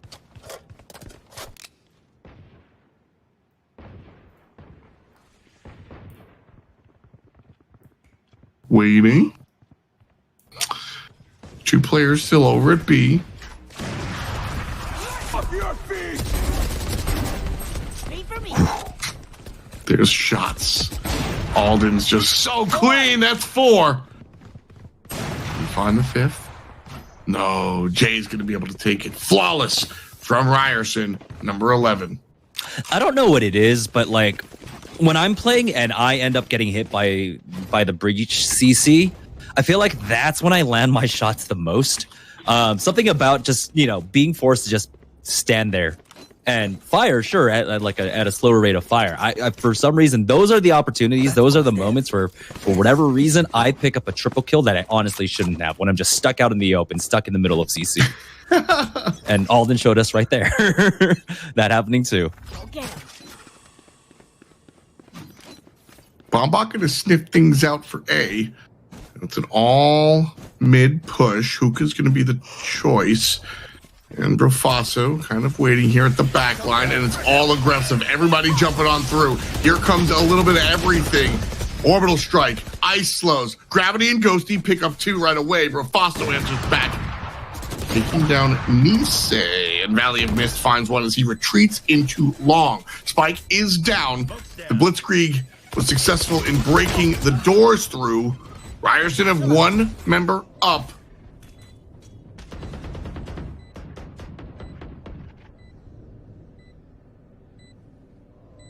Coming around the corner here from Labs. 1 player's up, 1 player's down. Up to the right, down to the left. Gotta be careful. Oh, shot in the gun. That's so fun. Yeah, that's odd. I don't know how you hit that many shots in the hand. But got it.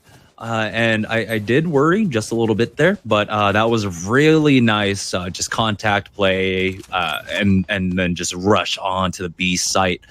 Like you mentioned, it was just a flurry of activity, and it was honestly that kind of shock and awe moment where just so much is happening to you that you can't respond well. All you're doing is like, oh, it's B, right, to your team. And you're just hoping that they rotate in time. You have no idea how to respond to everything that's going on. So that was a really nice change of tempo more than anything else with DePaul. Oh boy. Just like that. All right. I thought that was going to be much more one-sided, but JJJ comes through, picks up 3, has a teammate named Rafaso who's able to do it as well. There's only one remaining representative for DePaul University. They found him now. He's up top. Ryerson's got a chase. There's the flash, finds the back. The defenders are able to take it. Alden, nice look there. 12-7, match point. And this force up is not good at all for DePaul. Yeah, so we do see the heavy armors coming out. There's a Bulldog buy for Ghosty. And then what else can they really get into this one? This is a really troubling one at this point. Ryerson, though, looking like they've just got this defense down pat now. Honestly, the timing on the rotations, how quickly they do it and make that decision has been impressive to watch here on the defense. I've enjoyed it so far as well. There's the flash. As one more time, DePaul tries to be fast and aggressive. This worked out for them last time as they sieged up Hookah. Will it work as they siege through short A? Jay's ultimate going to be canceled out by way of man up in heaven. Here comes a beautiful orbital strike. And Rafaso is able to take down the Sage player. Worth noting, it's the Sage here, Jamerson, that gets ulted out.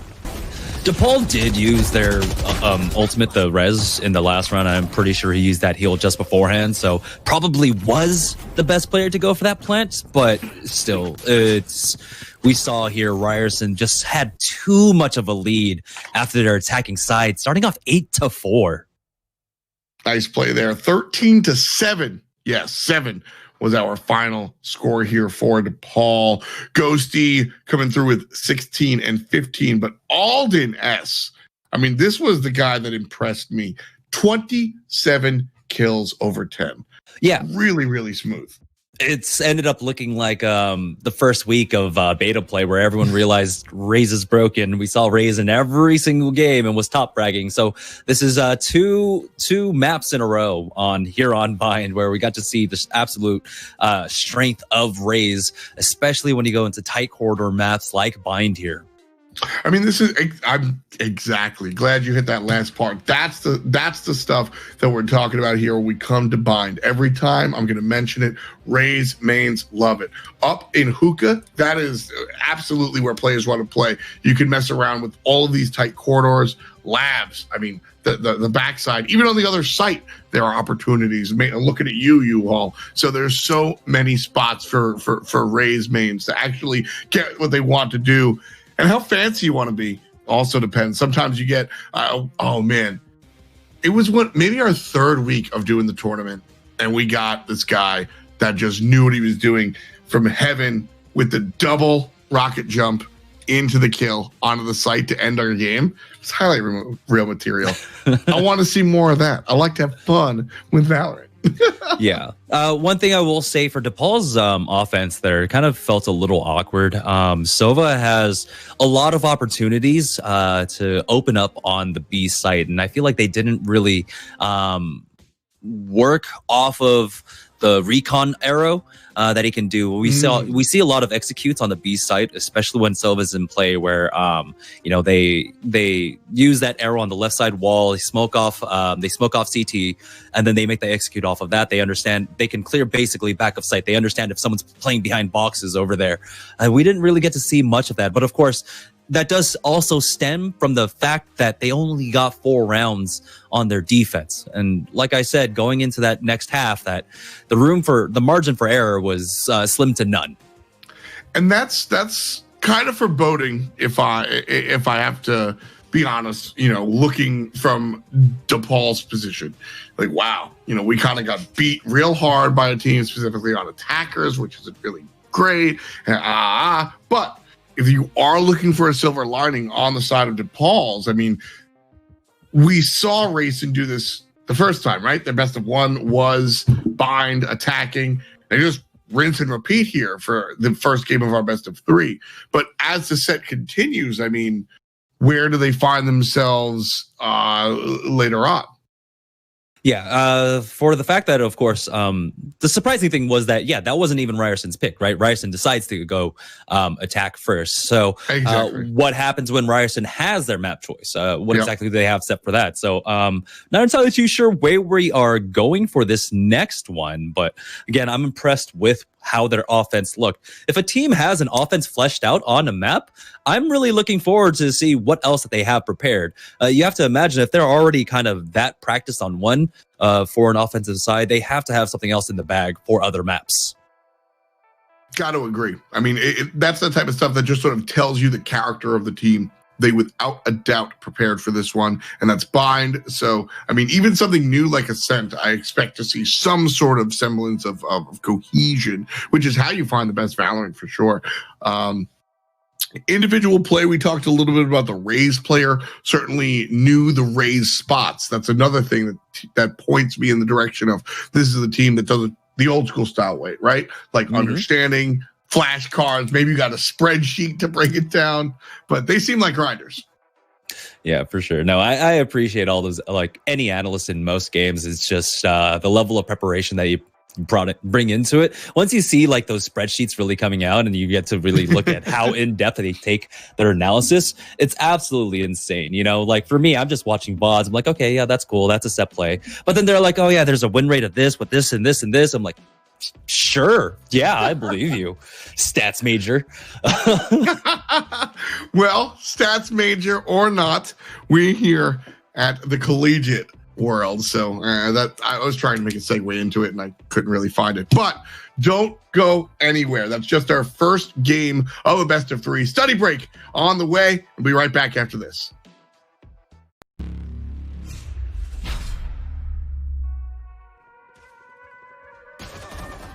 Sidearms provide players with the most weapon diversity in Valorant. With the weapon for all occasions, players will want to familiarize themselves with all of the choices. Today we'll be taking a look at the Shorty and the Frenzy. We'll tell you how they match up to each other, how to use them, and even when to buy them.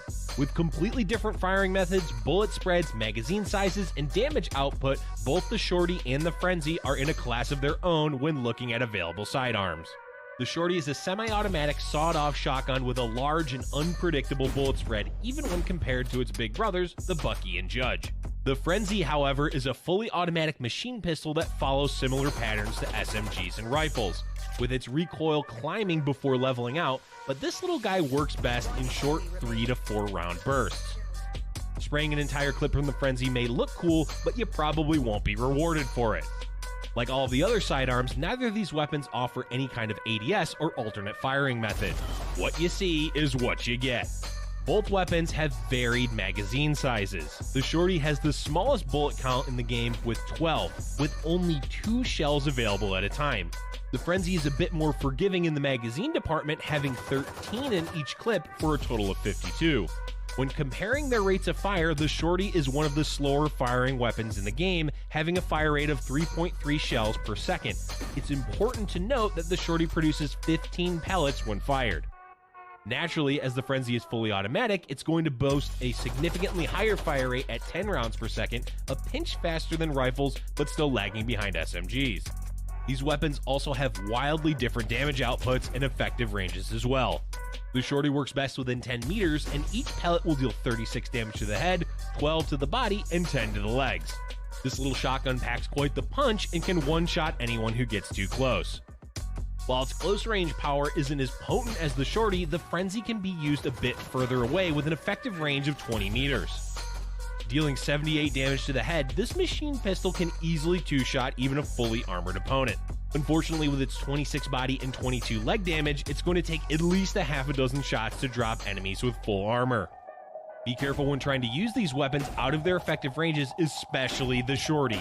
You'll notice very quickly how hard its damage drops off, not simply because each pellet does less damage, but because of how sporadic the spread becomes. Stick to close quarters. The Frenzy is a tad more forgiving in the ranges it can operate in. Its damage drop off beyond its golden zone of 20 meters isn't as harsh and can still secure kills, although it will require a bit more control when firing at these ranges. By now, we know these guns inside and out. But when should we expect to see them? The Shorty and Frenzy will run you 200 and 400 credits respectively, so there's no high economic commitment to pick them up. This makes them very valuable in both pistol and eco rounds. If your team is looking to play aggressive while spending as little money as possible, pick yourselves up either one of these sidearms. Once you get close enough, the Shorty will instantly kill even the most geared threats. And while the Frenzy doesn't have the precision of the Sheriff, Classic, or Ghost, it does have a much higher rate of fire, which will let you pump out as much damage as you can in the shortest amount of time.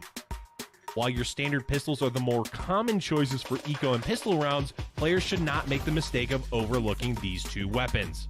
Players who want to have the most success will need to familiarize themselves with all of the sidearms in Valorant. Whether you're looking for the one-shot kill power from the Shorty, or you're looking to spray your enemies down with a hail of bullets, there's a little something for everyone with these two guns. They may be small, but they're definitely mighty.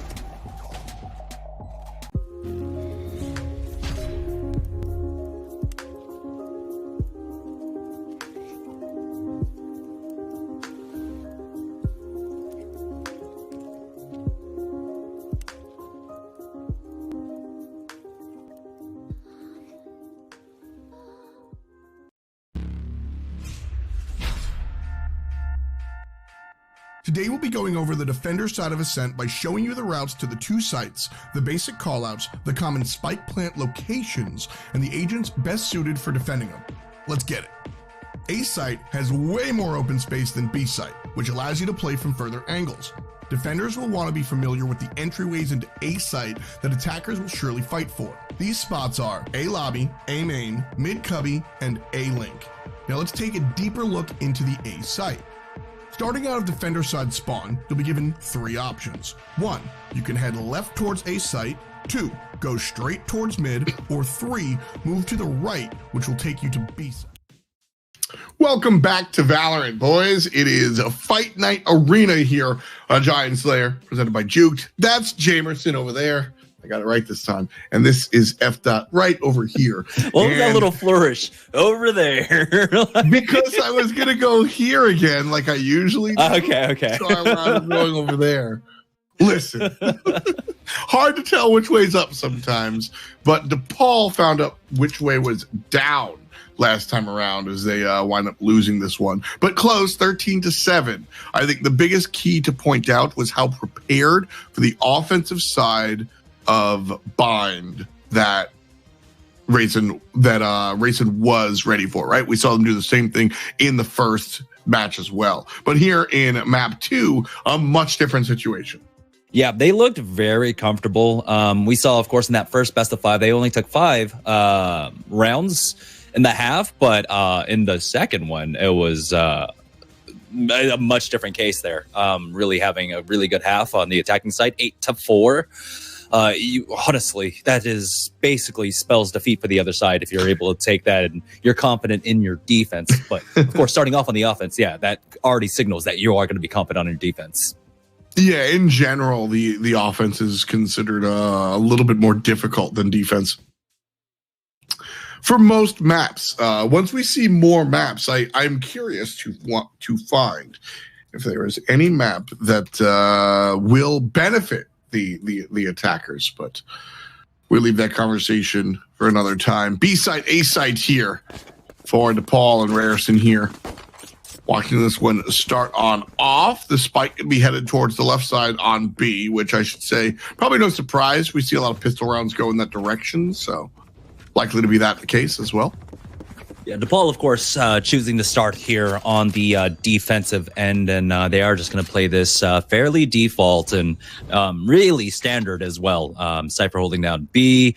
You're going to have that Sage, of course, over towards mid, as we've talked about the level of control that you can have with it, and backing her up, of course. Holding over at ladder room, you've got, of course, the Rays. Across the way, the Reyna has shown up. One of my favorite characters to watch. Her ability to waterfall, just get kill after kill after kill is real strong. Jet's gonna dash on in, pops up above the smoke, and meanwhile on the backside, there's Cypher. The kill is found. 3 players left in blue jerseys. DePaul finds one off the back end thanks to Rays. Location revealed for the moment. The spike on the backside. Ghosty also able to make it count. And here comes the rest of DePaul. 3 players standing. It's all they need. Ryerson goes down. It's 1-0. Yeah, I like how they did try to approach that. You saw, of course, the jet coming out from Ryerson there, where they go ahead and smoke off to try and make it up towards B main a little bit more, and she just uses that tailwind to get in, but really got a little bit lost in that smoke. It looked like more than anything else ended up hurting her, and so that Cypher for DePaul was able to stall them out just long enough, and of course having the quick rotate coming out from that Raise to throw in, do the AoE damage was huge for them. DePaul looked like they might have tried to contest for that ultimate orb, but that Reyna player does have to back off. Nisei now holding at an angle, already using that first leer. Ooh, everybody runs past. Here comes in and up. Nisei puts them down. Ghosty, Bob, and Mist all come through, and just like that, the Cypher, the only one alive. We had, I believe, the Shorty video playing during the break, and I've been seeing a lot of Jets try to use that play on their eco rounds, where they go for the Shorty and they just try to get really up close with the tailwind. But you saw how well DePaul played that. The distances, especially coming out from that Reyna player, was not caught off guard, was more than far enough away from that Shorty, did not have to worry about it, and was able to just get that free kill in the middle of there. Well, they've missed just waiting. So is everyone else.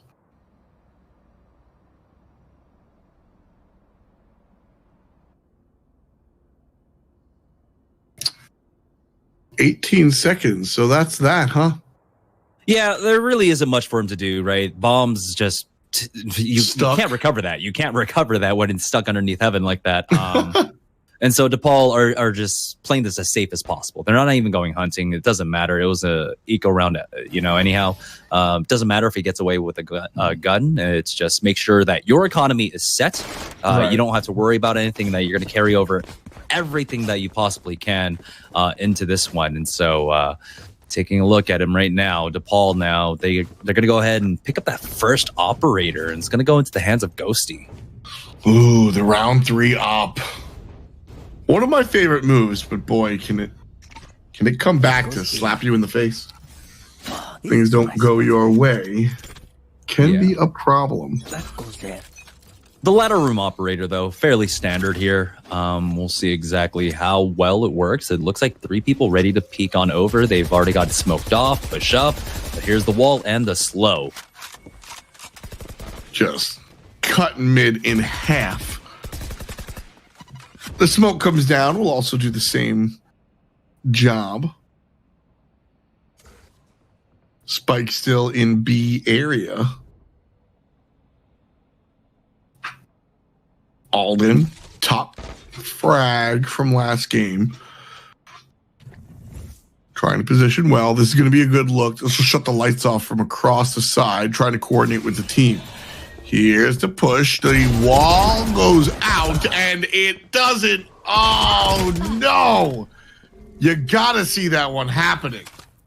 Yeah, that's a little weird. That wall is, supposed to just block off that line of sight from heaven. The entry is supposed to check that left angle. Yeah. A little bit of a misplay coming up from Ryerson there. Well, it was the Reyna nonsense was perfect, and then took away by the wall. Like, yes, check the corner, learn your fundamentals, but even that oversight would have been overlooked if the wall didn't block out the eyeball, So that player was just one, like, just lucky, I guess. Be faster. All right, Jay's at least able to get this one frag at the end, and they're not going to even contest that at all right now. So that's going to be 3 in the bag for DePaul here. So Ryerson really having a tough time so far in the first 3 rounds. Let's see. There could be a little bit of a force up, as they do have max round loss bonus. So that's, what is it? 2,500, right? Yep. Going into their pocket. At this point, I feel like they can invest just a little bit more if they wanted to. Maybe, Xylus can buy some more Sheriffs or at least Classics over to Kylus and Brofaso, but they're not going to. So that might mean the Operator comes out next round for Ryerson. I think it's got to be, right? Like, why else would you be saving all that dough? And I'm here for it, right? This is a map that the Op does such good work. Locking down mid, looking for A or B. You can play the Op pretty much anywhere on this map, as opposed to other maps where it's not really great in all those spots. Yeah, the trouble is, I always find it troubling trying to run the Operator on the offensive end here and contesting someone like Ghosty, who plays it at top mid. Second one in, and he gets that shot. And that's what we're talking about. You have to walk into that peak, and that's what Operator players want. Just waiting for it.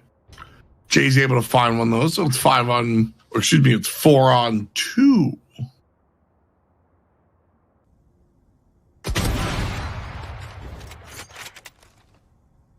Rope room up there. And one more mid battle. Just Bob loses out. Ghosty with 4 in the round, taking down Xylas. And 4-0. DePaul finds themselves up. So let's see. Was that gonna mean that we have that Operator come out? Jay's the one that's holding on 6,300, and there it is. Yep. So he will go ahead and pull that out, and it looks like he's going to be playing it over at the A site. And we'll see. He has been able to lurk here and find some picks, but this is also just it's a tough angle to try and push. Oh. Well, doesn't matter. Ghosty's going to pick it up through, frankly, everything. Just fires one down mid and is able to find it. 5 on 3.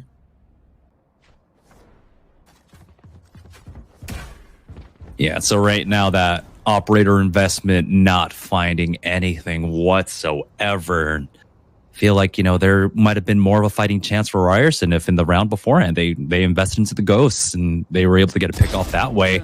Ooh, that's a nice little pick coming up from Alden. Ghosty, though. That's the Operator. That's Jay losing that out. They have to at least recover that if they go for this one. Oh, and it's going to happen. Alden's gets the kill. Doesn't pick up the Op, though. His teammates might. Trouble on the right side. And Nisei is able to grab the second one after the fact. 5-0. So, Jamerson, when do you start to worry? I'm already worried. I'm already worried at this point. As it looks like there's going to be a force up coming out from Ryerson here. Again, I feel like that Operator money was better spent. They just weren't able to get anything going over at A. And it really is difficult to try and play the Operator, I think, over at A myself. But again, like using the Op here on the attacking end, I myself haven't seen much success for it. It's just so hard to break that B hold that the Rays has been holding for DePaul this entire time. Yeah, it can be difficult. A is usually where you see it a little bit more frequently, but this time around, A is going to be the target for Ryerson. They're going to come onto the scene here. Smoke is whatever, and the ultimate from Jay is already out. Headshot, baby. Reloaded. Eyes on the skies, and spike planted.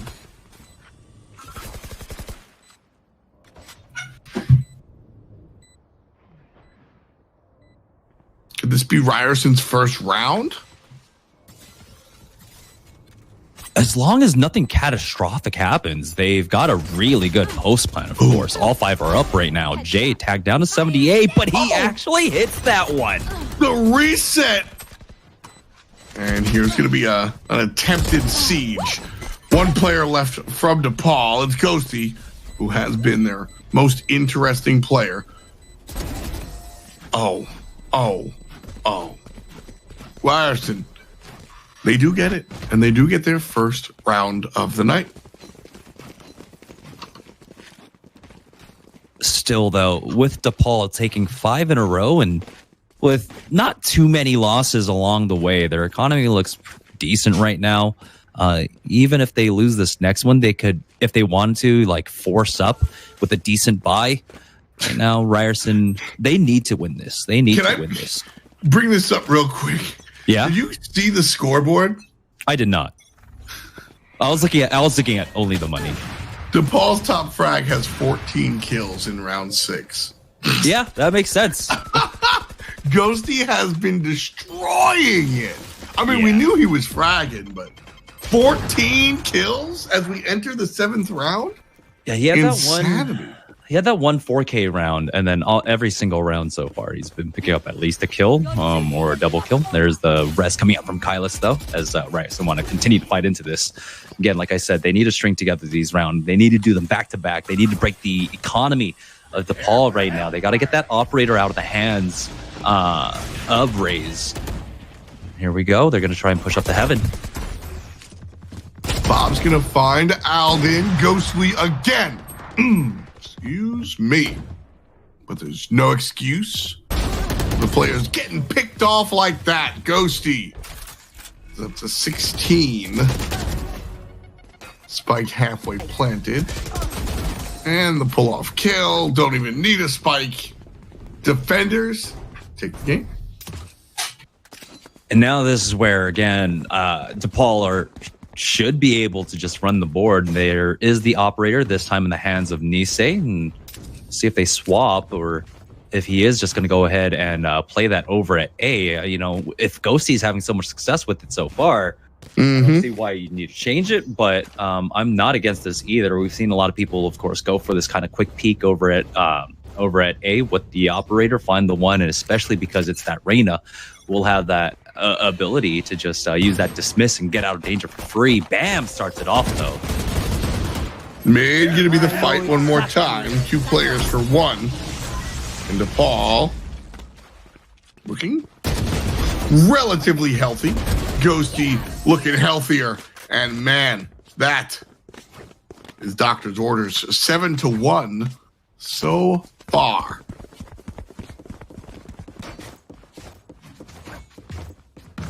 Now, do they double operator, or do they just build up this economy right now? Because after the strong round that they just had right there, they honestly could go for it. I think the fact that they're able to win out these rounds in such a very strong fashion right now, Ryerson really on the back foot, and we might be setting up already for a map number 3. It certainly looks like it. Absolutely. Yeah. Jay starts it off with a nice kill. I know exactly. P-site, the target. Tripwire going to be passed through. And trouble. 1 trade out. 3 players alive for DePaul. Alden.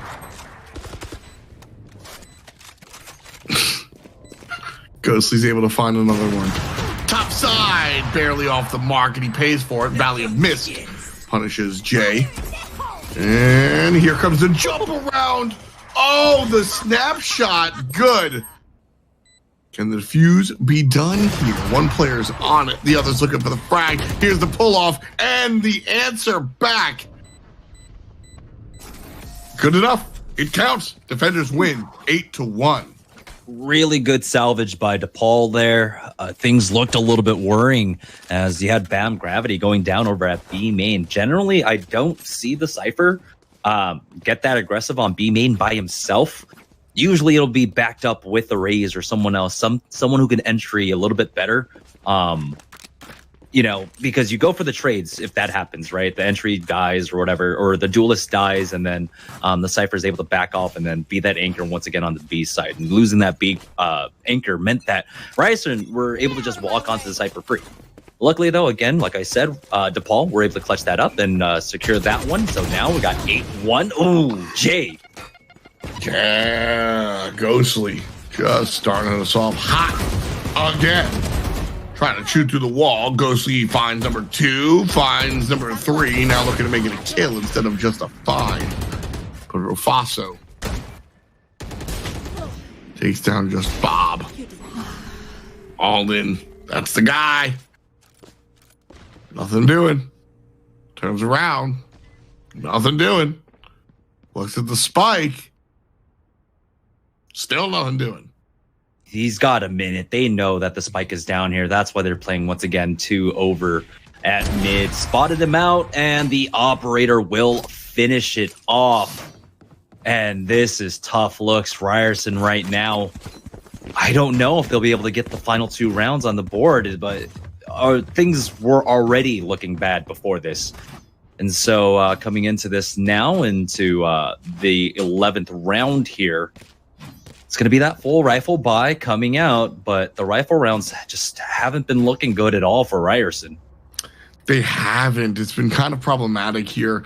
DePaul has just repeatedly poked holes in what Ryerson tries to do, whether it's negating the strategies, getting picks like that to start off the match, or the creepy boy lurk, like just finding the all the way around plays. Rez for Zylas, and we've got a 5-on-5.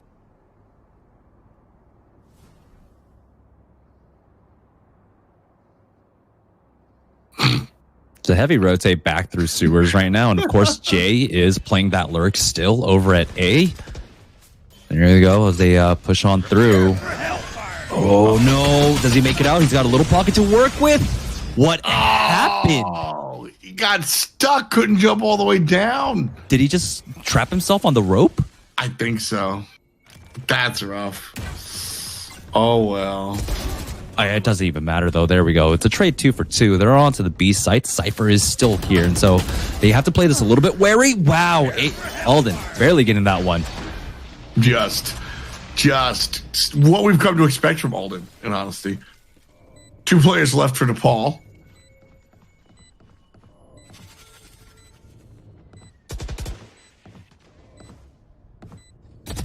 Here comes one. Where's the other? There's the other. Attackers win. Really nice individual play there. And that's 3-2 in the pocket. Yeah, it was really unfortunate that he hard committed onto that angle. Ghosty did at the top of B.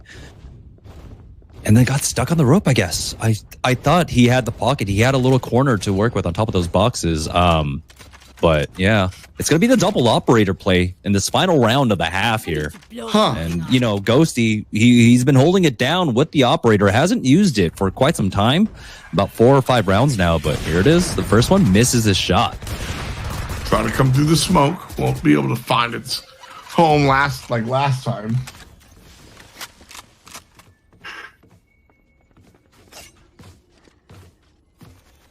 Mid seems to be the play here.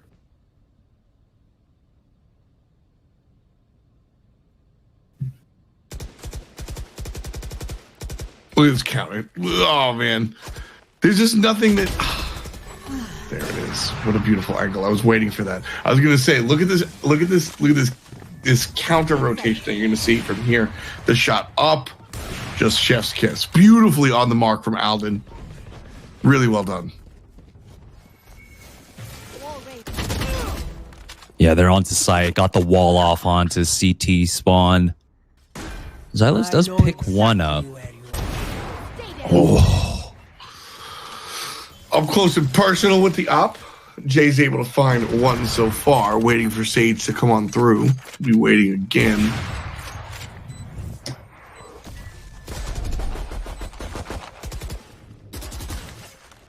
Trying to snip out of sight.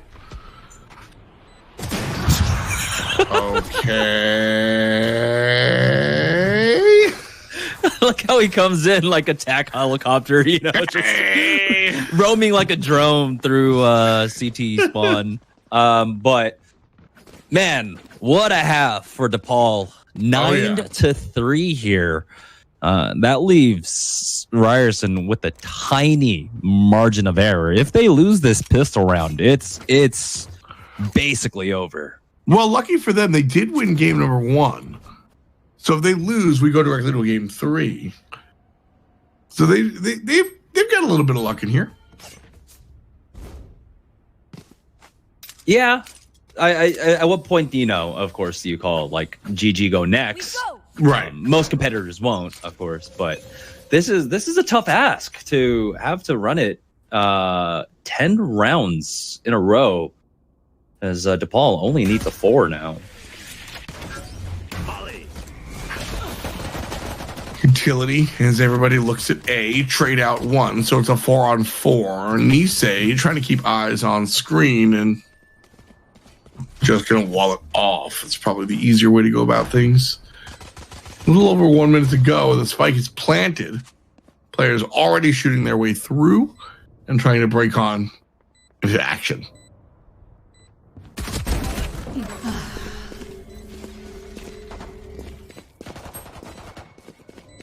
Top side, no one. In the smoke. Silence Fartins. Nisei just lurking. I didn't expect to see that there either. And another 2 drop. And that's going to be good old-fashioned game. Nice plays there by Sage and Cypher. Yeah, a little bit of lack of control over on defender side spawn during that post plant for DePaul. Or excuse me, for DePaul. If they could have pushed up a little bit more instead of just holding back, basically on back site, could have been a bit easier for them, and that might have been the round win for them. But you know, Ryerson were just basically able to walk up to the A site for free, had control of heaven. But here we go, the anti-eco round for Ryerson. They just need to completely shut down DePaul here. Mid one more time, the approach. Slow arm to slow the opposition real quick. It is cleared. Up top, Kylux is able to win the battle.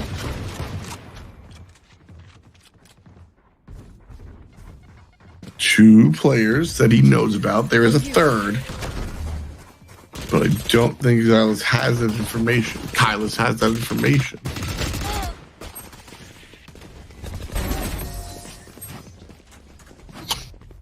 Flawless. Yeah, that was a very important flawless round for them at this point. Again, their economy is going to be huge, as Jay will be the first one to pick up the operator. You see exactly where he wants to play it. It looks like he will go for that A peak. Doesn't look like anyone from DePaul will be peeking that, though, so not going to come up with anything with that. Again, the fact that here, you know, on the defense, that Ryerson aren't playing with the raise, it makes that kind of mid hold a little bit more difficult. Now, Sage, of course, her kit alone can slow down the opposition a lot, but a lot of poke damage can also come across if you have that raise. You're just spamming at the paint shells. Profaso starts it all off. Bam, gravity goes down. Things coming up Millhouse for Ryerson here in our 14th round. He's going to trade things out real quick.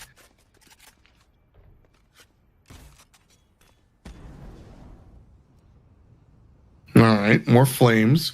So DePaul know that DePaul being careful not to let anybody through this mid area. Excuse me.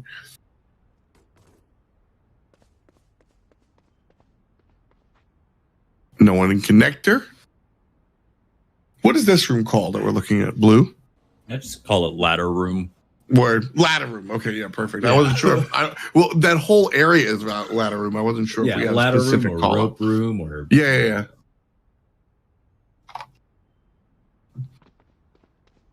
Man. so difficult to cross mid. It really is.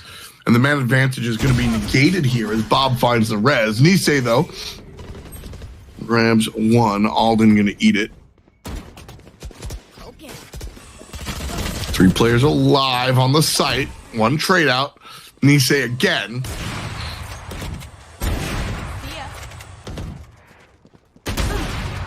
Oh, nice job. Through the nonsense. The spike is down, though. Excuse me. 1 player trying to defend it. And there's no more defense. We're working from a 9-5 to a 9-6. Ryerson looked like they were out of this one. And just like that, we find ourselves with a ball game. yeah. Xylus playing this Cypher on B a little bit different than I'm used to. Of course, you know, a lot of times it is going to be like back sight. Instead, he's pushed up more over towards like B main or basically B entrance, and it really catches DePaul off guard when they're making such a heavy commit on onto B heaven, and he's been able to do so much from that angle where again DePaul aren't able to predict that angle, and so he slows it down, buys enough time for Ryerson to come in with the rotations. Now Jay here with the operator. Ooh, missed that first shot. Finds the second.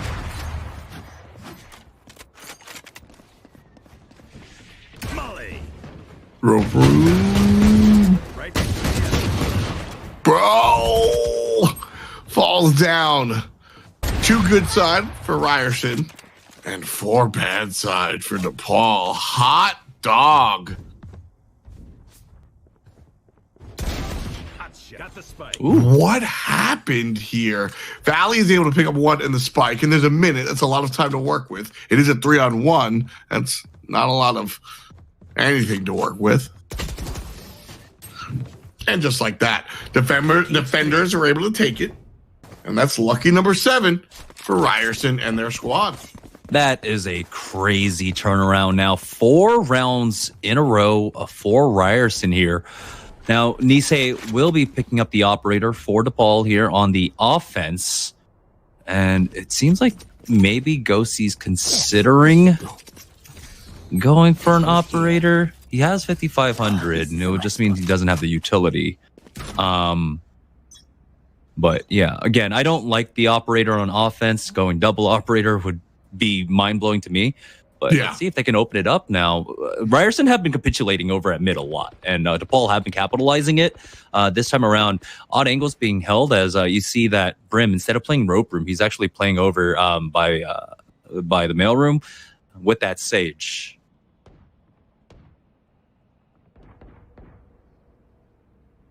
Ryerson's making a rotation at A. So DePaul kind of waiting here at B was a really smart choice. Ryerson's not sure where. Prepare for hellfire. All right. Some traps going down while the orbital strike. Prepare for hellfire. Information about players here at B. And just like that, Alden picks up 3. Flawless victory again. 1 away from the tie.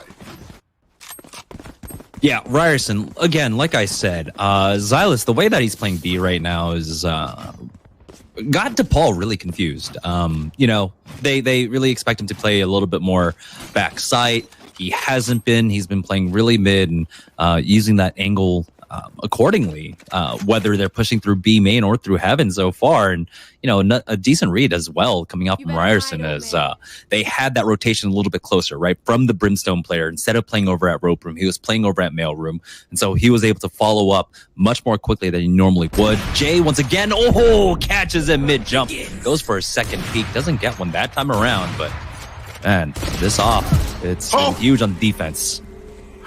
Oh, the Reina. This is why I love watching this character be played. Look at the mind games. Left side, right side. Jay's on the left. Oh, the reload on the... No! Love potion number 9. Just like that. This was a no-win opportunity. This was a no-win opportunity for Ryerson earlier on. And now they find themselves in a position.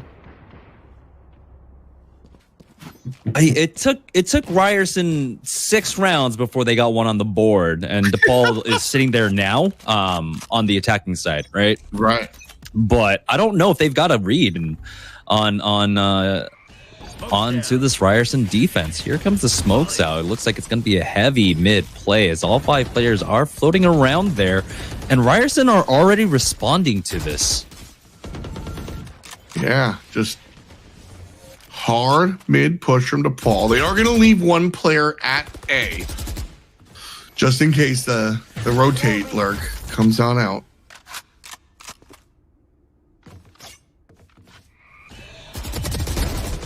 There's Profaso. Trying to shoot on through the smoke. Stim beacon down.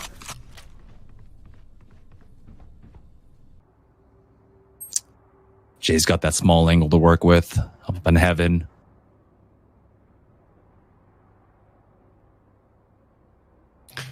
Going to go the other way. A site is going to be the approach. Everybody from Ryerson, Sam's the jet player. Oh no! What? How is that impossible? Beautiful pick shot.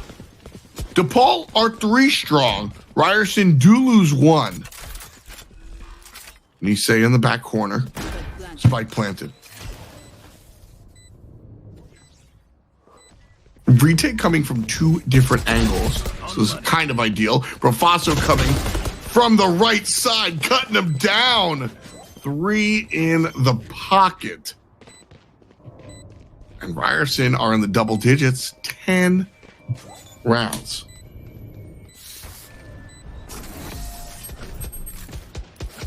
This is gotta be so demoralizing for DePaul there. Yeah. Jay just has been hitting some pretty nutty shots. Fairly regularly been able to predict the timings after the smoke's coming down with that now. That goes there. And, you know, with This goes here. DePaul kind of feeling like B has been absolutely shut down with the way that Xylus has been playing this. How else can you feel as DePaul other than just absolutely frustrated? I mean, yeah, I'm trying to find another vindictive, angry. That one was supposed to be the big play for Ghosty, and at best they get a trade out. Cage triggered. 4-on-4 here. DePaul trying to push into B.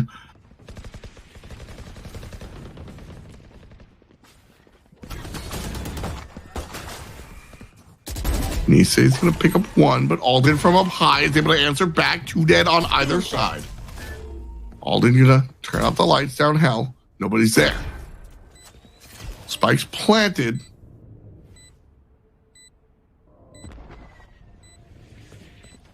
Now, eyes up top. Good play from Nisei.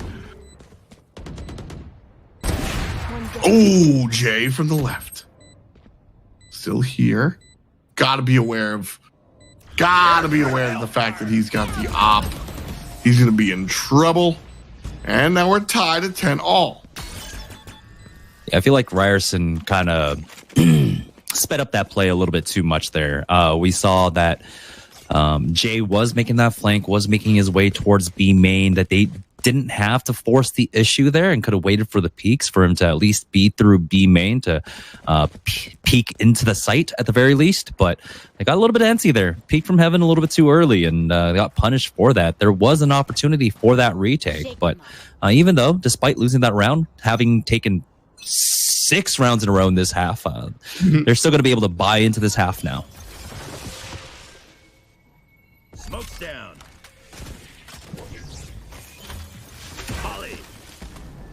Noob tube out, shoved down mid.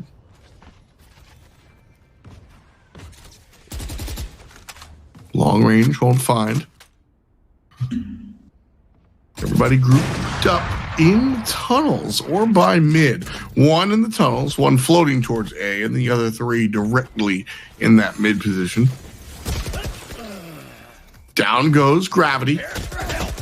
Profaso on the good side. Kylas on the good side of that one as well. but Ghosty turns things around. Spike is here. It's a 1 for 2. Ryerson on the positive end. 4 players standing. 5 now with the res from Kyles.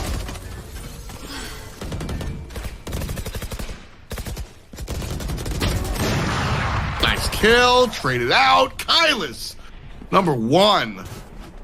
And it's 11 to 10.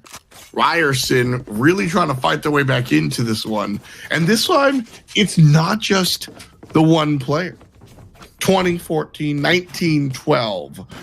I look at Jay and I look at Alden as the guys that are doing it. Yeah, Jay's been an absolute beast with this operator, and so that's why he's picking it up once again. And, you know, like all good op players, you should be changing up that angle. He's been playing over by CT spawn for the majority of it, played a little bit over at Heaven, but now he's going to be pushing at, or he's going to be at A ramp. This angle, he gets the first shot, gets the kill onto Nisei. Second one's a little bit too slow, but gonna wait up here for it. Oh, I was a little bit worried that he might have had the headshot angle, just with how far back he was there. But Xylas peeking out, takes out Ghosty. Exactly. From where did Xylas get that? Oh, wow.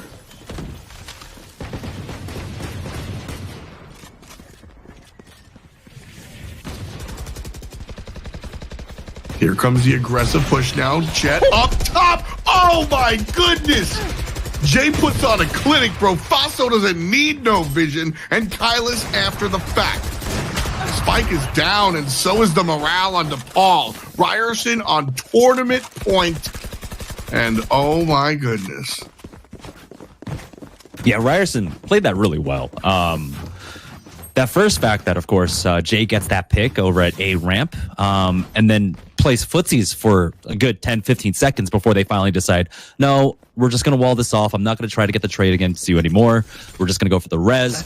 That meant that Xylas right here was able to play a little bit more different. Instead of playing over by B main, he goes up back over to Heaven to back up his Sage player there. And you saw what happened. He was able to go for that double peek with him, get the second pick, have a huge man advantage. And now Ryerson sitting on match point, and it looks like it's just going to be a B main push.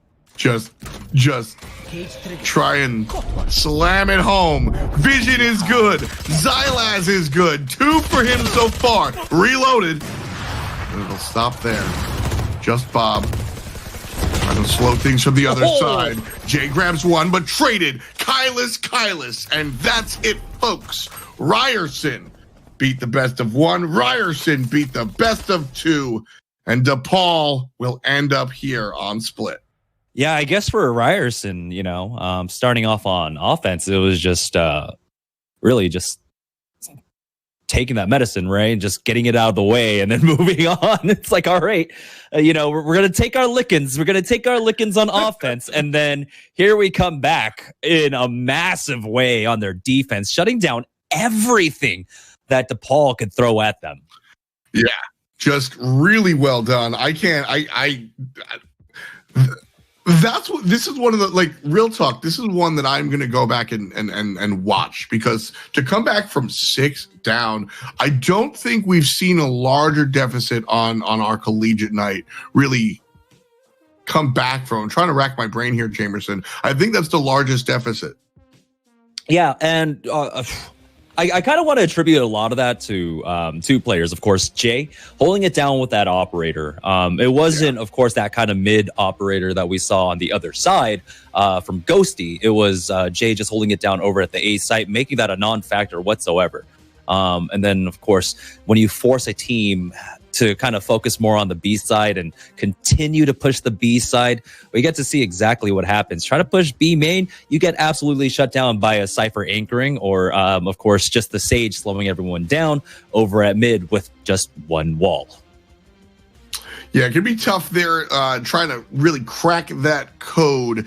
And what I thought was interesting from Ryerson was that they were so adept at the attacker side of things on that first map, so that when it came down to it, when they really looked to figure things out here for the second one, it's almost as if they just had an understanding of how to really respond once they got a look at what the enemy was doing. Because that's what I was talking about, how you can look at teams and say, all right, they practiced that, right? They grinded that, right? They knew how that was happening. And those are the teams that adapt well. So they get shown these first 6 rounds, and it's almost as if they cipher download what their opponent did, and they're like, okay, I know how to do it now. And then they just came and did it. It was really impressive. I think, again, it's hard to get practice on Split. It's a lot of people just kind of avoid it. There are some things that you could have done a little bit better. I think the fact that they, of course, did have the duelist. Oh, hey, I'm a little bit off camera. Let me see. Is this side? Okay, there we go. The fact that when you do have, of course, on the offense. Oh, okay. On the offense, when you do have the Raze in play, you can play a little bit more dynamic to try and challenge Jay. Go for those really weird satchel boosts up through A main instead of trying to run all the way through A ramp, getting shut down, and have an easier time to trade, right? One peaks from A main while you go for the satchel boost, get that position basically on heaven, and then try to challenge Jay there. We didn't get to see much of that. So it did look like, DePaul kind of came in with a less, preparation for their offensive side here on Split. For sure. And no knocks at DePaul. Like chat saying, DePaul won in our hearts. I absolutely believe that. The bar was set high by Ryerson. And so that's what we're going to see throughout the weeks. I hope the collegiate scene has been looking really fun here on Fight Night. But that does it. That's the end of our Monday. Tomorrow, we've got the big Fight Night arena, and this one's fun. The way it works is we have a best of 3, and the winner from last week plays against the winner from this week. So a lot to really pay attention here, Jamerson. That is 7 p.m. Eastern, correct? I believe so, yes. Jamerson has no idea. I just agree with you. That's kind of the rules of casters, right? We just gotta agree with each other when we're not sure. Yes, and that's the improv way. So thanks again to everybody behind the scenes. Thanks again to everybody in front of the scenes. That's you guys, chat. And I'd thank us, but we're just hanging out. Tomorrow, be here or be not around. Shouts to Juke, the sponsor, and shouts to Giant Slayer. We love you, and we'll see you next time.